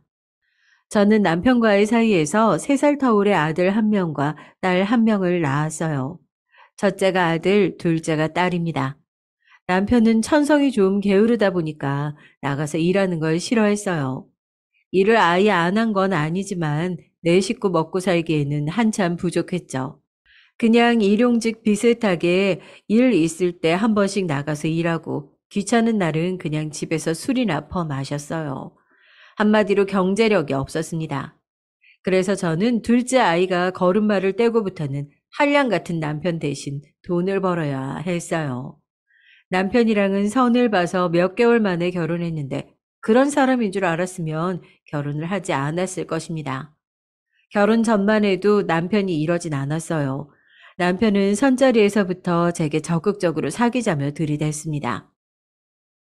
저는 착하고 여성스러운 여자가 좋은데 그쪽이 딱 제 이상형이에요. 네? 제가요? 네. 그리고 엄청 예쁘시고요. 예쁘다는 그 말 듣기가 참 좋더라고요. 그 듣기 좋은 말에 넘어가 몇 달 사랑을 받다 그만 결혼이라는 선택을 덜컥 해버리고 말았습니다. 그래도 1년 사계절은 한번 만나보고 어떤 사람인지 판단했어야 하는데 그 시절은 왜 그리도 결혼을 번갯불에 콩 볶듯 빨리 했는지 모르겠어요. 나이가 찰 거니 결혼을 서두르라는 친정집의 성화와 시댁의 성화에 전 그만 결혼식으로 넘어가 버렸습니다. 그리고 사람 보는 눈이 없어서 이런 사람과 애를 둘씩이나 낳고 사는 제 자신을 얼마나 원망했는지 몰라요. 처음에는 남편을 고쳐보려고 부단히도 노력을 많이 했어요. 그런데 사람 천성이 어디 가겠나요? 제가 아무리 울면서 애원해봐도 남편에게는 그저 잔소리로 들릴 뿐이었습니다. 말로는 알겠다고 하면서 한쪽 귀로 듣고 한쪽 귀로 흘려버리는 거예요. 그리고 결혼하고 5년 정도 지났을 무렵부터는 저도 남편을 포기하기 시작했죠. 그때는 이미 질려버려 남편에 대한 애정이 하나도 남아있지 않은 상태였습니다. 돈 못 벌어오는 것도 괜찮으니까 그저 아이들 결혼할 때 더도 덜도 말고 평범한 아빠 역할만 해줬으면 좋겠다고 생각했어요. 그래도 아이들은 맨날 집에서 술 먹고 놀기만 하는 아빠가 일하느라 바빠서 얼굴 보기 힘든 저보다는 나았는지 아빠를 잘 따르더라고요. 그나마 아이들이 아빠를 좋아해 주어서 다행이라고 생각했어요. 그런데 아이들이 학교에 들어가서부터는 남편에게서 이상한 징조가 느껴졌습니다. 이게 왜 여기서 나오지? 남편의 주머니에서 여관 영수증이 나온 겁니다. 거기다 옷에선 이상한 여자 향수 냄새까지. 설마 이 인간이? 남편이 바람을 피우는 것 같더라고요. 순간 옆집에서 한창 바람으로 남편이 두 집 살림하네 어쩌니 하면서 저한테 울며 불며 난리를 떨고 간 아줌마 얼굴이 확 스쳐 지나가더라고요. 한숨이 절로 나왔습니다. 이걸 어째야 할지. 근데 솔직히 누가 봐도 확신할 만한 증거들이 많았지만 굳이 들먹이진 않았어요. 아이들 앞에서 싸우기도 싫었고, 그리고 남편한테 애정이 없어서인지 바람 피우는 걸 알면서도 별로 화가 나지 않더라고요. 그냥 이런 망나니도 좋아해주는 여자가 있구나 하는 생각에 어이가 없어서 실소만 나올 뿐이었죠. 도대체 어떤 정신 빠진 여자길래 이런 놈을 좋아하나 궁금하기도 했고요.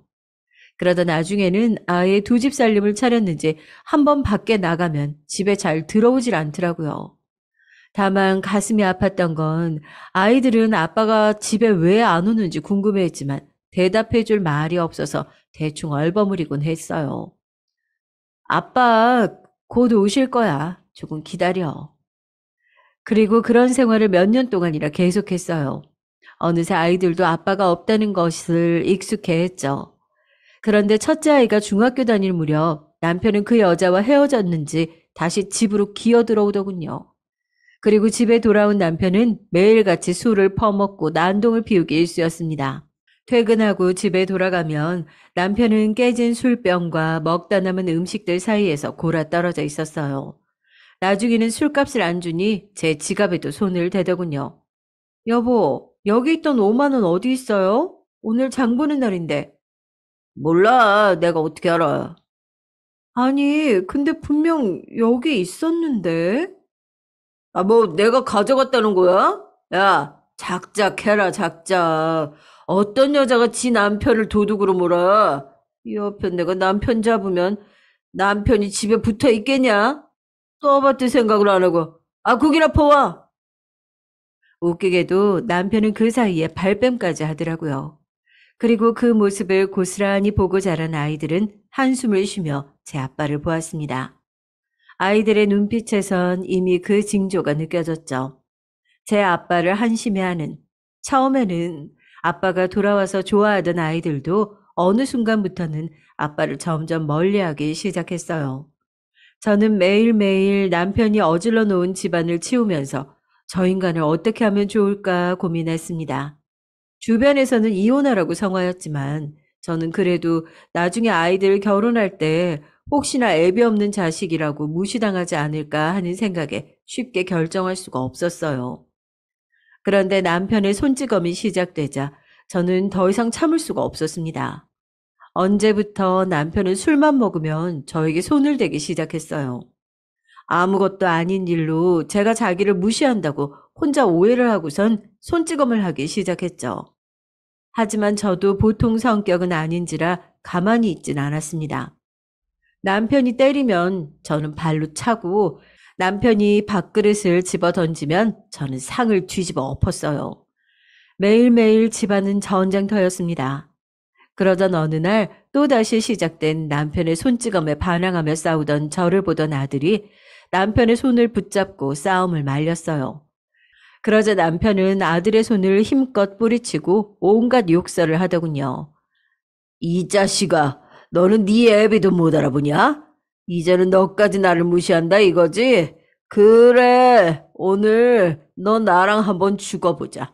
맞아야 정신을 차리지. 남편은 아들을 바닥에 쓰러뜨리고는 두들겨 패더군요. 저는 그걸 보고 눈이 뒤집어져 경찰에 신고를 했어요. 남편은 경찰에 끌려가는 와중에도 꼬부라진 혀로 계속 헛소리를 하더라고요. 남편이 가고 나서 입술이 찢어져 피가 나고 온몸에 멍이 든 아들을 보니 내가 도대체 무얼 위해서 이 인간을 내치지 않고 살았나 하는 후회가 되더군요. 그래서 저는 결혼한 지 15년 만에 남편에게 이혼을 요구했습니다. 서류에 사인해. 더는 당신 얼굴 보고 살고 싶지 않으니까. 근데 남편이 이혼을 받아들이지 않았어요. 아마 제가 없으면 술값 내줄 사람도 없어서 그런 거겠죠. 그래서 결국 소송을 통해 지저분하게 이혼을 하게 됐습니다. 남편이 경제력이 없다 보니 당연히 양육권은 제가 가지게 되었고, 가진 재산이 워낙 없다 보니 재산 분할할 것도 없었어요.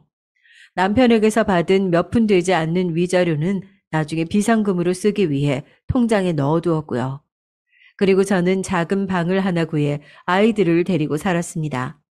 시댁이 같은 동네라 두 번 다시는 저 집 식구들과 마주치고 싶지 않아서 일부러 멀리 떨어진 다른 동네로 이사를 했어요.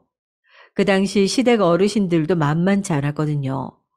저것도 남편이라고 여자가 너무 기가 세면 안 된다느니 제가 뻔히 맞고 사는 걸 알면서도 여자가 일단 참아야 한다, 그래야 하는 거다라는 식의 태도였죠.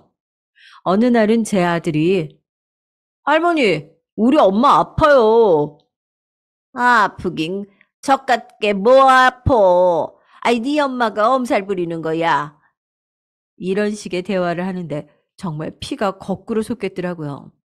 아무쪼록 이후로 시댁과 인연까지 끊겼으니 더 숨이 트여지는 것 같았습니다. 그리고 저는 낮에는 회사를 다니고 밤에는 대리운전을 뛰어가며 열심히 애들을 먹여 살렸어요.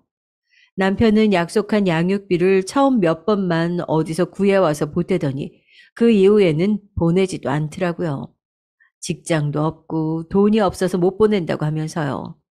저도 처음에는 어떻게든 돈을 빌려서라도 구해오라고 닥달했지만 나중엔 그냥 포기했습니다. 그리고 그 이후론 애들 보러 한 번도 찾아오지 않는 남편을 그냥 없는 사람 취급하기로 했고요. 주변에서는 양육비 소송이라도 하라고 했지만 저는 그딴 더러운 돈 받기 싫어서 그냥 없는 셈 치기로 했어요. 그렇게 홀로 애들을 키운 지 몇 년 후 첫째 아이가 고등학교 3학년이 되었습니다. 공부를 꽤 잘하던 아들이라 수능 뒷바라지를 정말 열심히 했어요. 항상 공부하기 좋은 환경을 유지시켜주기 위해 좋은 음식에 좋은 옷에 혹시 감기라도 걸릴까 전전긍긍하면서 아들을 챙겼습니다. 아들이 집에서 쓰는 책상과 의자까지 수험생한테 가장 좋다는 제품으로 알아봐서 준비했어요. 학교에서 야자 끝나고 집에 올 때는 혹시 집까지 걸어오느라 힘들지 않을까 하는 마음에 차 끌고 학교 앞으로 마중 나가 집에 데려다 주고 저는 차에서 내려 다시 대리운전을 하러 가곤 했습니다. 그리고 애아빠는 그동안 뭐 했냐 하시는 분들도 계실 것 같은데 애아빠는 연락 끊긴 지 오래라서 그냥 잊고 살았어요. 애들 보러 한 번도 오지 않았던 건 물론이고 연락도 한 번 하지 않더라고요. 혹시 저 말고 애들한테는 연락했을까 싶어서 애들한테 물어봤지만 찾아온 적도 없다고 하더라고요. 엄마, 전 아빠 신경 쓰고 살고 싶지 않아요, 굳이. 우리만 생각해요. 아들이 단호하게 말하는데 고개를 끄덕였어요. 저도 굳이 신경 쓰고 싶지 않아서 먼저 연락하지 않다 보니까 이제는 어디서 죽었는지 살았는지 모르는 상태가 됐죠. 어차피 애 아빠한테서 못 받는 양육비는 그냥 제가 조금 더 고생해서 벌면 된다고 생각했습니다. 여하튼 저의 뒷바라지에도 불구하고 아들은 원했던 대학을 가지 못하고 재수를 하게 됐어요. 그리고 이듬해에도 수능 성적이 잘 나오지 않아 그냥 하위권 대학으로 성적에 맞춰서 진학을 했습니다. 그리고 딸아이는 피아노 치는 걸 너무 좋아해서 어린 시절부터 피아노를 배웠는데요. 재미로만 하는 줄 알았던 딸아이가 피아노 전공을 하고 싶다고 했을 때에는 솔직히 앉혀두고 말렸어요. 아시는 분들은 아실 테지만 피아노가 돈이 굉장히 많이 들거든요. 저 혼자 벌어서 피아노를 시키기에는 아무래도 무리여서 아이에게 좋게 좋게 잘 설명을 해보았지만 아이의 고집이 상당했습니다. 싫어. 나 피아노 할 거야. 나 피아노 못하게 할 거면 왜 어릴 때부터 피아노 학원 보내줬어? 엄마가 피아노 보낸 거니까 엄마가 책임져. 악을 쓰며 고집 피우는 딸에게 저는 곤란한 표정으로 말했어요.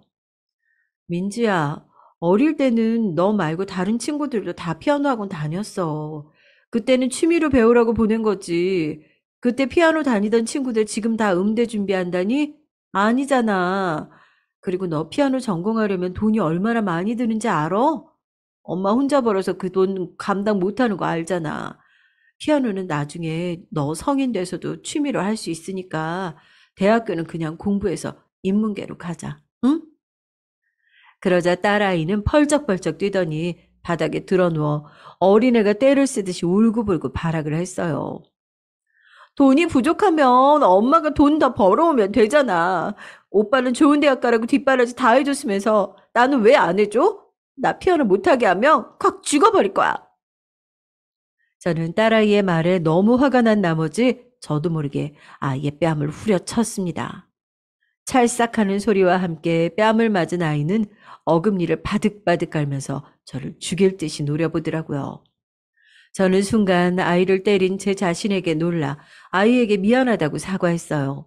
그러자 아이는 계속해서 피아노를 시켜달라고 저를 못살게 굴더라고요.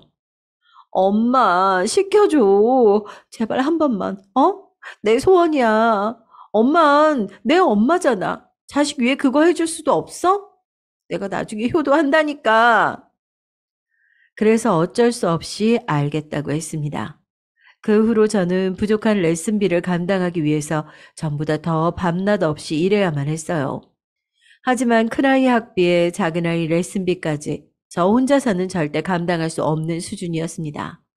그래서 저는 어쩔 수 없이 예전에 남편에게서 받았던 위자료를 꺼내서 쓸 수밖에 없었어요. 그래도 그때 안 쓰고 비상금으로 놔둔 게 참 다행이라는 생각이 들었습니다. 그렇게 제 뼈 빠진 고생이 아이들의 미래에 도움이 그런다면 그 생각 하나만으로 악바리 같이 버텼어요. 그리고 몇 년이 지난 후 딸아이는 음대에 들어가게 됐죠. 사실 피아노 전공 준비를 조금 늦게 시작하기도 했고요. 그리 재능이 특출난 아이는 아니었어요. 그냥 평범한 지방 음대에 진학했죠. 딸아이가 대학교에 들어가고 학비가 이중으로 들자 학자금 대출에 도움 없이는 안 되는 상황이 오더라고요. 위자료는 이미 다 쓴 지 오래라서 수중에 쓸 수 있는 돈이 하나도 없었어요. 그래도 두 아이가 대학만 졸업하고 나면 조금 여유가 생길 것 같아서 그때까지만 이 악물고 참자며 버텼습니다. 그리고 몇 년 후 큰아이가 대학을 졸업하게 됐어요. 남들처럼 졸업하면 바로 취업할 줄 알았는데 막상 닥쳐보니 그게 또 아니더라고요. 취업이 잘 되지 않는다며 갑자기 회계사 시험 준비를 하겠다고 하더라고요. 회계사? 어, 엄마 나 머리도 좋고 하면 될 것 같아. 어려운 시험이라 걱정했지만 꼭 하고 싶다는 아들의 확고한 뜻에 저는 또다시 수험생 뒷바라지를 시작했어요. 학원비에 인터넷 강의 수강료에 책과 독서실 등록비 등등 공부만 하는데도 들어가는 돈이 상당히 많더라고요. 삼시세끼를 독서실 근처에서 사 먹다 보니 밥값도 만만치 않았고요. 저는 매일 사 먹는 밥만 먹는 아들이 안쓰러워서 바쁜 와중에도 일주일에 3번은 도시락을 직접 싸주었습니다. 근데 아들은 그것도 불만이었는지 엄마, 반찬이 이게 뭐야? 아들 반찬 이렇게 시원찮게 싸주면 내가 공부가 되겠어? 소세지 볶음도 좀 해주고, 짜증나. 정말 공부도 안 돼 죽겠는데. 이러더라고요. 그러다 어느 날은 저도 폭발을 해버렸죠. 당시 제가 아들 뒷바라지를 하기 위해서 식당에서 일을 하다가 손님과 시비가 붙었는데 사실상 제가 갑질을 당한 거였거든요. 저한테 물을 몇 번이나 떠오라 마라 난리를 치더라고요. 근데 아들이 우연히 제 식당에 와서 그 모습을 보고 가만히 있는 겁니다. 참, 어찌나 씁쓸하던지 매년 나중에 식당을 나오는데 엄마, 손님한테 함부로 굴면 엄마 잘려. 아, 그러면 어떡해? 엄마가 내 뒷바라지 해줘야 되는데. 그나저나 엄마, 나 내일 친구랑 외식할 거니까 돈 좀 줘봐. 라는 말을 하더군요. 그때 제가 폭발해 버렸어요. 손님한테 갑질당한 것도 서럽고 몸 구석구석이 아파서 파스 붙이며 자는 것도 서러운데 내 편도 안 되어주는 아들이 저한테 또 돈 타령을 하고 있으니까요. 너 엄마가 무슨 고생을 하고 있는 줄 알긴 알아? 돈이 우스워. 엄마가 주니까 그냥 그 돈이 다 쉽게 느껴져? 아니야. 엄마 피눈물 흘리며 버는 거라고. 근데 그제야 아들은 좀 정신이 드는지 덜컥 제게 미안하다고 하더라고요. 자기가 그냥 한 말인데 자기도 아까 속상했다며 애교 아닌 애교를 피우는데 넘어가 주었답니다. 그러면서 내일부터 공부 열심히 하겠다고 그래서 호강시켜 드리겠다고 하더라고요. 호강은 됐고 너 팔자나 피고 살면 그만이야. 엄만 그거면 됐어. 아니야. 내가 엄마 꼭 잘 살게 해줄 거야. 내가 회계사만 돼봐. 엄마 식당 일 안 해도 돼. 이제 내가 다달이 용돈 붙여줄 거니까. 말이라도 그 말이 한편으론 고마웠네요. 자식이 해주는 말이라서 그랬나 봐요. 하지만 역시나 사짜 직업이다 보니 쉬운 게 아니더군요. 아들은 결국 합격의 문턱을 넘기지 못한 채 3년간 수험 생활을 마쳤어요. 그리고 아들은 눈을 낮춰 그냥저냥한 회사에 취업을 했습니다. 한편 아들이 고시생 생활을 하는 동안 딸은 졸업을 하고 전공과 관련 없는 직종에 취업을 했어요. 전공을 살리려니 취업을 하기가 쉽지 않더라고요. 그래서 매일매일 퇴근하고 집에 와선 일하기 싫다고 투덜거리기만 했죠. 어찌됐든 두 아이가 모두 취업을 하자 정신없이 앞만 보고 달려왔던 저의 삶에도 여유가 찾아왔습니다. 이제는 저도 남들처럼 퇴근 후에 모임도 가져보고 주말에는 나들이도 할 수 있을 정도의 여유가 생겼어요. 그래서 아이들을 낳은 후 처음으로 비싼 화장품도 사보고 나이에 맞는 예쁘고 단정한 옷도 사 입었습니다. 그동안 고생한 저를 위해 이 정도는 해주고 싶었어요. 그리고 미용실에 가서 머리 스타일도 바꿔봤습니다. 미용실에 가기 전 거울로 머리를 비춰보니 저도 모르는 새에 새치가 많이 났더라고요. 어느새 저도 나이를 먹었음을 실감했습니다. 그리고 저는 그제서야 한 푼 두 푼 돈을 모을 수 있게 됐어요. 그전에는 남는 돈이 없어서 적금도 들지 못했었거든요. 나중에 아이들 결혼할 때 조금이라도 보탬이 되고 싶어서 할 수 있는 한 모으려고 노력했습니다. 그런데 얼마 지나지 않아 친정 아버지가 돌아가시게 됐어요. 원래 지병이 있으셔서 오늘 내일 하시던 분이라 사실 저희 자매끼리 몇 년 전부터 아버지의 임종을 항상 준비하고 있었거든요. 그래서 생각만큼 요란한 슬픔은 아니었습니다. 다만 친정 아버지는 돌아가시면서 저와 언니에게 유산을 남겨두고 가셨어요. 저희 언니에게는 원래 살고 계시던 집을, 저한테는 시골 땅과 현금을 남겨주셨죠. 제가 유산을 받은 걸 알게 되자 아이들은 저에게 나눠 가지자며 보채기 시작했어요. 결혼을 앞둔 아들이 먼저 이러더군요. 엄마, 할아버지한테 받은 유산으로 나 집 좀 해줘. 아내가 집은 대출로 구한다고 하니까 장모님이 눈치 주시잖아. 엄마는 아들이 처갓집에 눈치밥 먹었으면 좋겠어. 엄마도 예비 며느리 마음에 든다며, 응? 아들은 며칠 전 결혼하겠다며 아리따운 아가씨를 데려온 적이 있었어요. 뭔가 어딘가 명품으로 몸을 감싼 느낌에 썩 마음이 들진 않았지만 제가 겉으로는 그렇게 말해준 걸 아들은 고스란히 믿었나 봅니다. 하지만 어쨌건 저는 보채는 아들에게 이렇게 말했어요. 예, 요새는 다들 반반 결혼한다잖니. 이미 대출 끼고 집 알아보기로 사돈 어른들이랑 얘기 다 끝난 건데 왜 그래? 할아버지 유산은 나중에 나 죽을 때 너희들한테 물려줄 거니까 지금은 안 돼. 아, 엄마, 반반 결혼은 없는 집 자식들이나 그렇게 하는 거고, 엄만 돈도 있으면서 왜 안 해준다는 거야? 아, 남자 체면 구겨지게 하네, 정말. 저는 아들의 말에 한숨을 내쉬었어요. 어쩜 나이를 먹어도 저리 철이 없을까요? 저한테 돈 맡겨놓은 것도 아니고 말이죠. 그리고 아들만 일했으면 얼마나 다행이었을까요? 딸아이까지 저한테 매달리고 졸라댔습니다. 엄마, 나는 피아노 학원 차려줘. 나 맨날 회사에서 팀장님한테 구박받고 진짜 다니기 싫단 말이야. 내 친구 수경이는 엄마가 학원 차려줘서 고상하게 애들이나 가르치면서 사는데, 난 이게 뭐야? 난 결혼할 생각 없으니까 집이고 뭐고 그냥 피아노 학원 차려줘, 응? 아이들이 며칠 동안 계속 저를 들들 볶는 탓에 결국 지쳐버린 저는 아이들 말을 들어주기로 했어요. 아들에게는 조그만 아파트를 하나 얻어주고 딸아이에게는 아파트 단지에 피아노 학원을 차려주기로 했죠. 대신 명의는 제 명의로 하고요. 명의까지 달라고 우겨대는 거 그것만은 양보 못한다고 했습니다.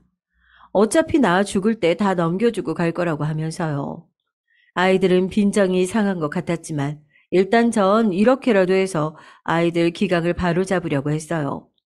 명의를 넘겨주는 순간 제 몫을 하지 못하고 빈둥대며 살 게 뻔했거든요. 그리고 1년 뒤 아들은 결혼해서 그 집에 살면서 아이를 낳았고 딸은 동네 유치원생, 초등생 학생들을 가르치는 피아노 학원 원장이 되어 있었습니다. 피아노 학원은 그렇게 막 잘 되는 건 아니었지만 그래도 점점 자리를 잡아가고 있는 것 같았어요. 그렇게 아이들에게 집과 학원을 해주고 나자 남은 유산은 얼마 되지 않았습니다. 노후 대비로 턱없이 모자랐죠. 그래서 저는 한 살이라도 젊을 때 더 벌기 위해 계속 일을 할 수밖에 없었어요. 그리고 작년 제가 환갑을 맞이한 해였죠. 세월이 흘러 어느새 늙어버린 저는 벌써 환갑이 되어버렸네요.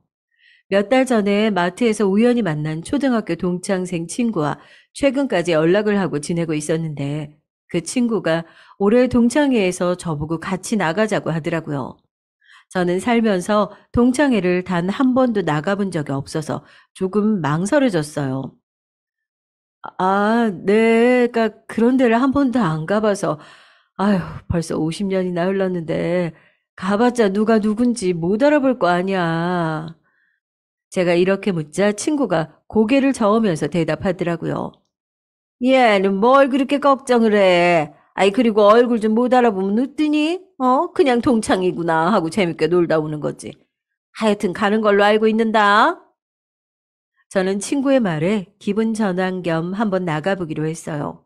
그리고 오랜만에 동창들을 만난다는 생각에 들떠가지고 있는 옷 중에 가장 예쁜 옷을 골라 입고 모임 장소에 나가게 됐습니다. 막상 가보니 어렸을 적 얼굴이 문득 보이는 친구들이 몇 명 있더라고요. 나이 들어 살도 찌고 주름살이 생기긴 했지만 이목구비가 그대로인 친구들을 보니까 너무 신기하더라고요. 그리고 저는 친구를 따라서 빈자리에 앉았습니다. 제가 앉은 테이블에는 남자 동창 한 명이 고기를 굽고 있었어요. 저는 누구인지 몰라도 일단 반갑게 아는 척을 했죠. 그런데 고기를 굽던 그 동창이 저에게 먼저 인사를 하려고 고개를 들자 저는 깜짝 놀라고 말았습니다. 그 진한 눈썹과 또렷한 눈매를 보고 말이죠. 그는 바로 제가 초등학교 시절 짝사랑했던 남학생이었어요. 그 남자를 보자 어릴 적 추억이 새록새록 떠올랐습니다. 국민학교 6학년 때 반장이었던 그는 또렷한 이목구비 때문에 반에서 인기가 많았어요. 공부도 잘하고 선생님들한테 이쁨 받는 우등생이었죠. 저는 잘생긴 얼굴 때문도 있었지만 또래 남자 아이들과 달리 또박또박 글씨를 예쁘게 쓰는 그 아이의 모습에 반해서 좋아하는 마음을 가지게 됐고요. 하지만 수줍음이 많았던 저는 그 아이에게 제 마음을 표현할 수가 없었어요. 결국 졸업식 날 아쉬운 마음에 그 아이에게 손편지 한 장을 주고 떠난 게 다였죠. 그 후로는 중학교를 서로 다른 곳에 가서 더 이상 볼 수 없었어요. 정말 순수했던 시절의 얘기네요. 제가 그에게 너 동석이 아니니? 라고 하자 그도 저를 알아보더라고요. 항상 있는 듯 없는 듯 조용했던 저라서 못 알아볼 줄 알았는데 한 번에 알아보니까 내심 기분이 좋았습니다. 그리고 우리는 맛있게 고기를 구워 먹으며 지난날의 회포를 풀었어요. 우리는 그동안 어떻게 지내왔는지 서로 얘기를 해주었어요. 동창이 그래서 동창인 건지, 같은 학교를 나왔다는 것만으로도 마음이 풀리는 건지, 처음엔 부담스럽기도 하고 어색하기도 했지만 어느새 술술 말이 트이기 시작했습니다. 그 친구가 먼저 말을 해주더군요. 자기는 20대 후반 결혼하려던 여자가 있었지만 집안의 반대로 헤어진 후 쭉 혼자 지냈다고 하더군요. 젊을 때는 별 생각 없었는데 나이 먹고 보니 혼자만 처자식도 없이 쓸쓸한 처지인 것 같아서 가끔 외로울 때가 있다고 하더라고요. 그래도 일에만 집중해서 그런지 아주 번듯한 사업체를 하나 갖고 있다고 했습니다. 나중에 친구들에게 들으니까 그 말은 정말이지 사실이었어요. 갖고 있는 재산도 아주 많고 동창들 중에선 제일 잘 나간다며 그런 말을 하더라고요. 그 이후 저는 그와 자주 연락하는 사이가 됐죠. 이 나이에 마음이 잘 통하는 친구를 만나 맛있는 것도 같이 먹으러 가고 바람 쐬러 가고 즐거운 한때를 보냈습니다. 그리고 어느샌가 마음속에 은은한 불씨가 타오르는 것을 느꼈고 그렇게 우리는 서로 사랑하는 사이가 됐어요. 그러면서 제 이야기도 고백할 수 있게 됐습니다. 남편의 손찌검으로 인해 이혼한 이야기, 그리고 아들, 딸을 키우고 아이들이 벌써 성인이 된 이야기들을 해주었죠. 막상 학창 시절에는 쑥스러워서 말도 잘 못 붙였었는데 나이가 들어 다시 만나니까 그렇게 대화가 잘 통할 수가 없더라고요. 그리고 우리는 모임이 끝나고 다음 날을 기약하며 헤어졌습니다. 하지만 저는 요즘 만나는 사람이 있다는 것을 아이들한테는 말하지 않았어요. 괜히 나이 먹고 주책이라고 생각할 것 같기도 하고, 나중에 재혼을 결심하게 되면 그때 아이들에게 알려야겠다고 생각했습니다. 그리고 저는 그와 행복한 시간을 보냈고요. 환갑의 나이에 사랑이 찾아올 거라고는 상상도 못했는데, 이 나이에도 소녀처럼 가슴이 설레더군요. 인간 말종이었던 전 남편과는 다르게 그는 정말 자상하고 진중한 남자였어요. 주름이 자글자글한 제 얼굴을 항상 예쁘다고 아름답다고 해주는 사람이었습니다. 저를 항상 소중하게 대해주는 그의 모습에 하루하루 더 그를 사랑하게 됐어요. 전 남편과의 결혼 생활에서는 한 번도 받아본 적 없는 공주 대접을 이 나이 먹고서 받아봤네요. 그런데 어느 날 그이가 제 손을 잡고 걷다가 그러더라고요. 거창하게 결혼식 같은 건 싫다고 했으니 소박하게 우리끼리 살림을 합치는 게 어떻겠냐고요. 살림을? 어, 우리도 이제 나이가 있고 지금처럼 매일 만나는 것보단 같이 살면서 서로 의지하면 좋지 않을까? 좋아요, 저도. 덤덤히 고백해오는 그이의 말에 전 그러자 했습니다. 한치의 망설임도 없었던 것 같아요. 감정이고 뭐고 사가 달았다고만 생각했는데 이렇게 좋은 시절을 떠올려주게 하는 사람 다시 못 만날 것 같았거든요. 대신 아이들에겐 말해야겠다 여겨서 한자리에 불러 모으려고 했어요. 그런데 그 당시 아들 내외는 아이 키우느라 바빠서 얼굴 보기 힘들었고 딸아이는 자기 생활하느라 바쁜 애여서 제가 누구와 어디서 뭘 하고 다니는지 아무도 신경 쓰는 사람이 없었습니다. 그래서 저에게 만나는 사람이 있다는 것을 아이들이 눈치채지 못했어요. 엄마랑 밥 함께 하자. 엄마가 할 말이 있어서 그래. 나 요즘에 바쁜데 또 뭔데 그래. 만나보면 알아. 아우, 나 바빠. 나중에 엄마 뭐 부탁할 거 있으면 옆집에 하거나 해. 그래서 어째 만나자고 하면 바쁘다며 계속 튕기더라고요. 딸아이도 마찬가지였어요. 자식이 둘인데 어째 살가운 자식이 하나 없는 게 그 순간 서글펐죠. 그런데 어느 주말 그이와 근교에 드라이브를 하다가 경치 좋은 커피숍에 있어서 들어갔다가 작은 일이 생겼습니다. 차를 시켜놓고 창밖 풍경을 즐기며 도란도란 이야기를 나누고 있었죠. 그런데 그때 커피숍 안쪽으로 아들 부부가 아이를 안고 들어오는 거 아니겠어요? 저는 당황한 나머지 고개를 돌리고 못 본 척했지만 아들이 먼저 저를 알아보고 말았습니다. 아들은 아이를 아는 채로 성큼성큼 걸어와서 저와 그를 몇 번이나 번갈아 가며 쳐다보더라고요. 그러더니 묻더군요. 엄마, 이 아저씨는 누구야?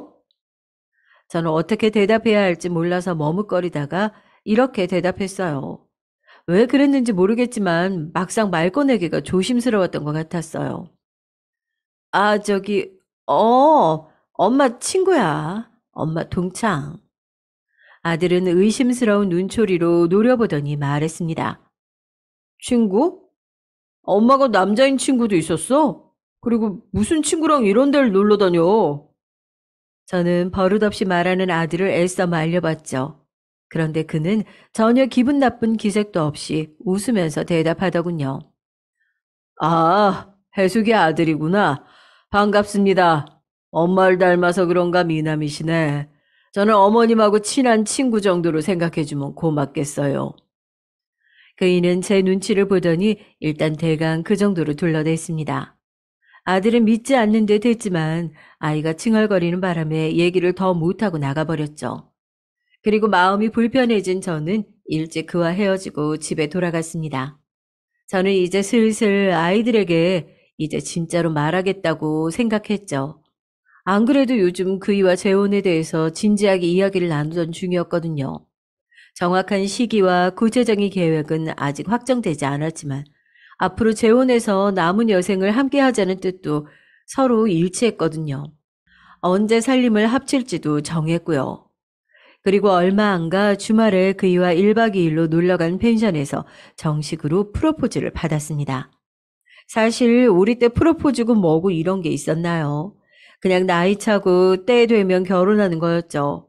그런데 분위기 좋은 곳에서 무릎을 꿇고 진심을 전하는 그의 말에 저는 감동해서 그만 아이처럼 눈물을 흘리고 말았어요. 이 사람이 바로 나의 운명의 동반자다라는 확신이 들었거든요. 그리고 저는 그와 즐거운 시간을 보내고 집으로 돌아왔습니다. 근데 일이 생긴 거죠. 그러고 돌아와 보니 딸아이가 웬일로 밖에 안 나가고 집에 있더라고요. 딸아이는 제 손에 들려있는 꽃다발을 보더니 추궁하기 시작했습니다. 이거 도대체 누구한테 받은 거냐고요. 안 그래도 요새 수당하다면서 제 휴대폰을 확 낚아채 갔습니다. 제 휴대폰에서 그와 찍은 사진과 문자 메시지를 본 딸은 갑자기 빽 하고 소리를 지르더니 휴대폰을 집어 던졌습니다. 엄마! 이게 뭐야? 미쳤어? 이 아저씨는 도대체 누구야? 민지야. 아니, 안 그래도 말하려고 했지. 엄마가 요즘 만나는 아저씨인데, 사실 엄마가 재혼을 생각하고 있어. 저는 설명하려고 했지만, 딸은 제 말을 끊어버리고는 소리를 질렀습니다. 뭐? 요즘 만나는 아저씨? 엄마 나이가 지금 대체 몇 살인 줄 알아? 환갑이야, 환갑. 주책맞게 뭐 하는 짓이야? 설마 이 아저씨랑 1박 2일로 놀러 갔다 온 거 아니야?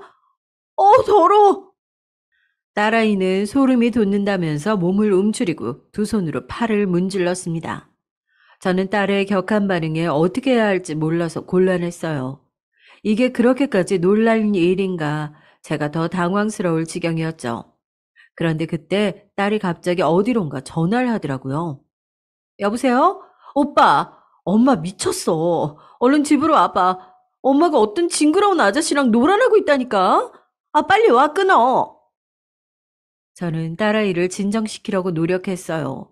그 아저씨 나쁜 사람 아니라고, 단순히 외로워서 가볍게 만나는 사이 아니니까 오해하지 말라고요. 그런데 딸은 마치 저를 벌레 보듯이 혐오하는 표정으로 쳐다보더라고요. 제가 가까이 가기만 해도 소스라치게 놀라면서 못 오게 했습니다. 그렇게 한참을 딸과 실랑이를 하고 있는데 아들이 집에 도착했어요. 아들은 도착하자마자 소리를 쳤습니다. 엄마, 그때 그 자식 맞지? 내가 그럴 줄 알았어. 그놈 자식 당장 불러내. 내가 가만 안 둬. 나이를 먹을 거면 곱게 처먹어야지. 다 늙어서 웬 연애질이야, 연애질은. 너, 그게 뭐야? 말 못 가려? 어른한테 그게 할 말이야. 제가 말버릇이 그게 뭐냐며 아들한테 한 소리를 하려는데 딸이 바닥에 떨어져 있던 제 휴대폰을 집어서 그이한테 전화를 걸더라고요. 아저씨, 저 아저씨 애인 딸인데요. 지금 저희 집으로 좀 와주시겠어요? 예, 저희가 할 말이 있어서요. 딸아이의 전화에 그이는 큰일 났다 싶었는지 20분 만에 도착을 하더라고요. 그이가 도착하자마자 아이들은 거의 무슨 죄인 취급을 하며 그에게 한참을 쏘아댔습니다. 아저씨, 우리 엄마한테 접근한 목적이 뭐예요? 네? 솔직하게 얘기해봐요. 우리 엄마 재산 탐나서 그러는 거잖아. 아들이 이렇게 말하자 딸도 한마디 덧붙이더라고요. 맞아, 맞아. 엄마, 요새 남자 꽃뱀도 있다고 그랬어. 요즘 그걸 방울뱀이라고 하던데? 이 아저씨 분명 엄마 돈 뺏으려고 그러는 걸 거야. 저는 아저씨 절대 그런 사람 아니라고. 아저씨가 엄마보다 돈이 더 많은데 왜 엄마 재산을 탐내겠냐고. 너희가 생각하는 그런 목적 없다고 열심히 설명했습니다. 그리고 저는 오해하고 있는 아이들에게 진심을 전하기 위해서 아이들 앞에서 눈물로 호소를 했어요. 얘들아, 엄마가 그동안 얼마나 힘들게 살았는지 너희들도 모르진 않을 거다. 돈도 안 벌고 바람이나 피우면서 매일 술 먹고 나 때리는 니들 아빠랑 사느라고 내 가슴에 피멍이 얼마나 들었는지 몰라. 그리고 내가 혼자서 너희들 뒷바라지 하느라고 밤낮 없이 일해가며 내 청춘 너희한테 다 바쳤단다. 엄마는 그동안 엄마로서의 인생밖에 없었어. 정말 아등바등하면서 살았어. 김혜숙이라는 내 인생은 없었다고. 그런데 옆에 있는 아저씨가 엄마한테 김혜숙으로서의 삶을, 여자로서의 삶을 알게 해줬어. 엄마도 이제 너희들 다 키워놨으니까 이제는 나도 내 이름으로 살고 싶어. 이해 좀 해주면 안 되겠니? 근데 제가 눈물로 호소하는 동안 조용히 듣기만 하던 아이들은 제 얘기가 끝나기 무섭게 저를 비난하기 시작했습니다.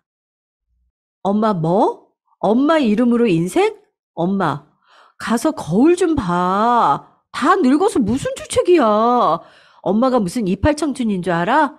엄마, 남자 없으면 못 살아? 아니, 나이 먹고 왜 남자를 만나고 그래? 엄마 그렇게 밝히는 사람이었어? 진짜 지금 이 얘기하면서도 나 너무 소름 끼쳐.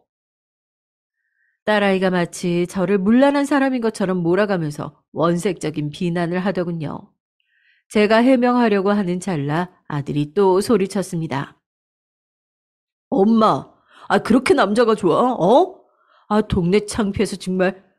엄마가 저 아저씨랑 그렇게 붙어 먹으면 내가 창피해서 어떻게 얼굴을 들고 다니냐고. 어디 가서 우리 하영 할머니라고 말도 꺼내지 마. 어? 그리고 우리 때문에 고생했다고? 아니, 그 정도는 다른 엄마들 다 하는 거야. 엄마가 자식을 낳았으면 엄마가 책임을 져야지. 내가 언제 엄마 보고 낳아달라고 그랬어? 저는 아이들의 막말에 충격받아 대꾸할 말도 잊어버렸어요. 그러자 그이가 나서서 전부 다 오해라고 설명했습니다. 진지하게 재혼 생각하고 있고 너희들이 반대한다면 받아줄 때까지 기다리겠다면서요. 하지만 아이들은 저희의 진심을 알아주려고 하지 않았고 안 좋은 쪽으로만 생각을 하더라고요. 아들은 그이에게 삿대질을 하며 말했습니다. 아저씨, 제발 소름 끼치니까 말 걸지 마세요, 네? 우리 엄마를 어떻게 꼬셨는지 몰라도 절대 안 넘어가니까 개수작 그만 부리시는 게 좋을 거예요. 에? 지금 제가 살고 있는 집 내가 명의 받기로 했으니까 눈독 들이지 말고 꺼지세요. 아들은 계속 그 일을 돈 보고 접근한 사기꾼으로만 생각하더라고요. 그리고 딸도 마찬가지였습니다. 맞아, 엄마. 아니면 오빠 집이랑 내 학원을 다 우리 명의로 돌려주면 그때 다시 생각해 볼게. 그리고 엄마 남은 재산도 우리한테 미리 물려줘. 솔직히 엄마가 저 아저씨랑 살다가 아저씨한테 재산 홀랑 다 줘버리면 우리 어떡해? 원래 우리 건데 저 아저씨한테 뺏기면 억울하잖아. 그러니까 우리 재산 빨리 내놔. 그리고 혹시 우리 몰래 갖고 있는 재산 있으면 싹싹 긁어주고. 저는 돈 타령만 하는 아이들 앞에 어이가 없어서 헛웃음이 나왔습니다. 어처구니가 없더군요. 결국 그놈의 돈, 내가 어떤 마음으로 누굴 만나는지에 대해 전혀 관심 없고 그저 자기들 먹고 살 궁리뿐이었어요. 어쩜 일이 일관되게 이기적일 수 있을까요? 기함을 토할 지경이었습니다. 순간 내가 자식 교육을 어떻게 한 걸까 후회되면서 그이에게도 부끄러워지더라고요. 솔직히 말해 아이들 뺨이라도 올려붙이고 싶은 심정이었습니다. 너희들 나한테 돈 맡겨놨니? 어쩜 엄마가 이렇게 얘기를 하는데도 돈 타령만 할 수 있어. 그러고도 너희들이 자식이야? 이러자 아들이 확 짜증을 내더라고요. 아이씨, 어차피 우리한테 줄 거였잖아. 어차피 줄 거 미리 달라는데 뭐가 문제야? 그리고 엄마가 그거라도 안 해주면 우리한테 해줄 게 뭐가 있는데. 엄마 말대로 엄마 인생 살더라도 줄 건 주고 가야 될 거 아니야. 아, 조용히 명의 넘겨받는 날만 기다리고 있었는데 저 아저씨가 초치네 진짜. 저는 아들의 말에 폭 빨아버리고 말았습니다. 그놈의 돈. 돈이 없어서 그 고생을 했던 지난 30여 년의 세월이 주마등처럼 머리에 스쳐 지나갔어요. 내가 지들 먹여 살리려고 그렇게 쎄빠지게 일하고 지들을 얼마나 지극정성으로 뒷바라지 했는데 엄마 인생이고 뭐고 돈만 내놓으라고 하는 아들의 행태에 그만 질려버리고 말았습니다. 저는 자리에서 일어나 아들, 딸의 머리끄댕이를 잡고 일으켜 세웠어요. 그리고선 발버둥 치는 아이들의 등을 있는 힘껏 떠밀어 현관 밖으로 내동쟁이 쳤죠.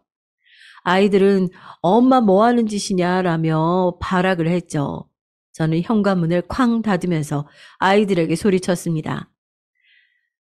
내가 다시는 너희들 안 볼 테니까 썩 꺼지라고. 아이들은 현관문을 두드리며 난리를 쳤지만 저는 아랑곳하지 않았어요. 그리고 이 모든 것을 지켜보고 있던 그이는 말없이 저를 안아주었습니다. 가족 간의 일이라 많이 나서주지 못해 미안하다면서요. 저는 그이의 품에 안겨 한참을 울었어요. 그리고 저는 아이들에게 너무나도 큰 배신감을 느낀 나머지 모든 물리적 지원을 끊기로 했습니다. 집에 있던 딸의 짐을 모두 문 밖에 던져놓고 현관 비밀번호를 바꿔버렸어요.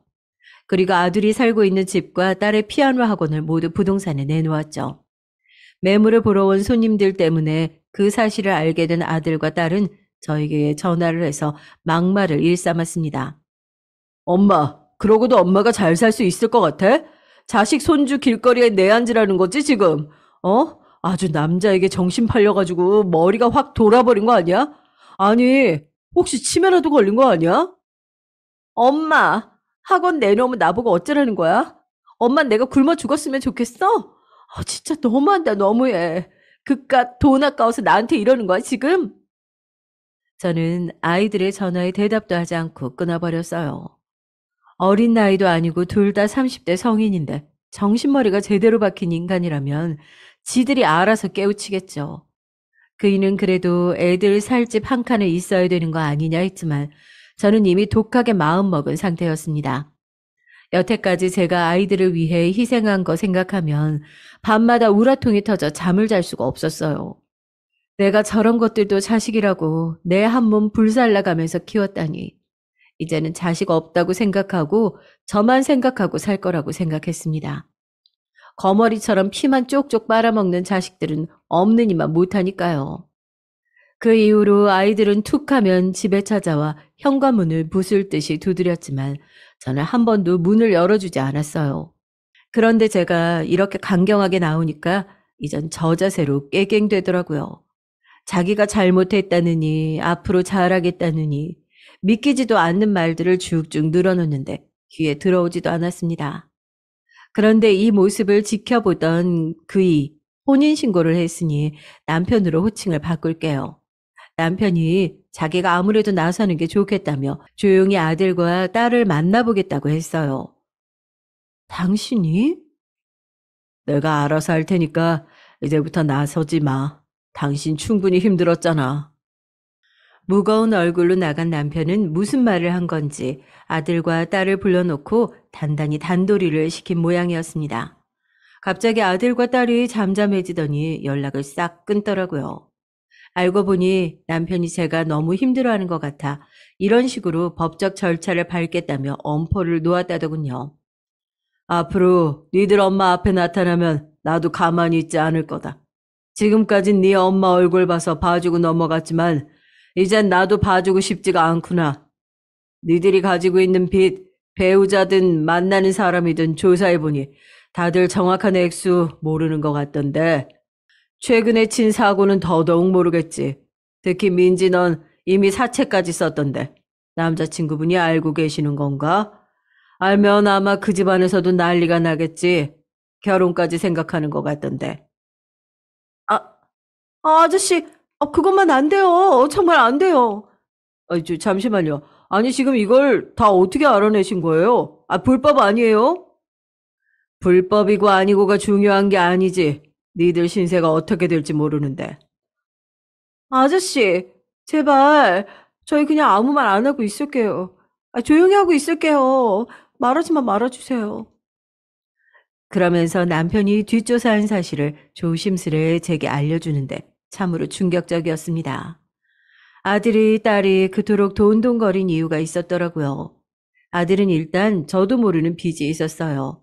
제게 자꾸 명의를 옮겨달라며 한 이유가 바로 빚 때문이었죠.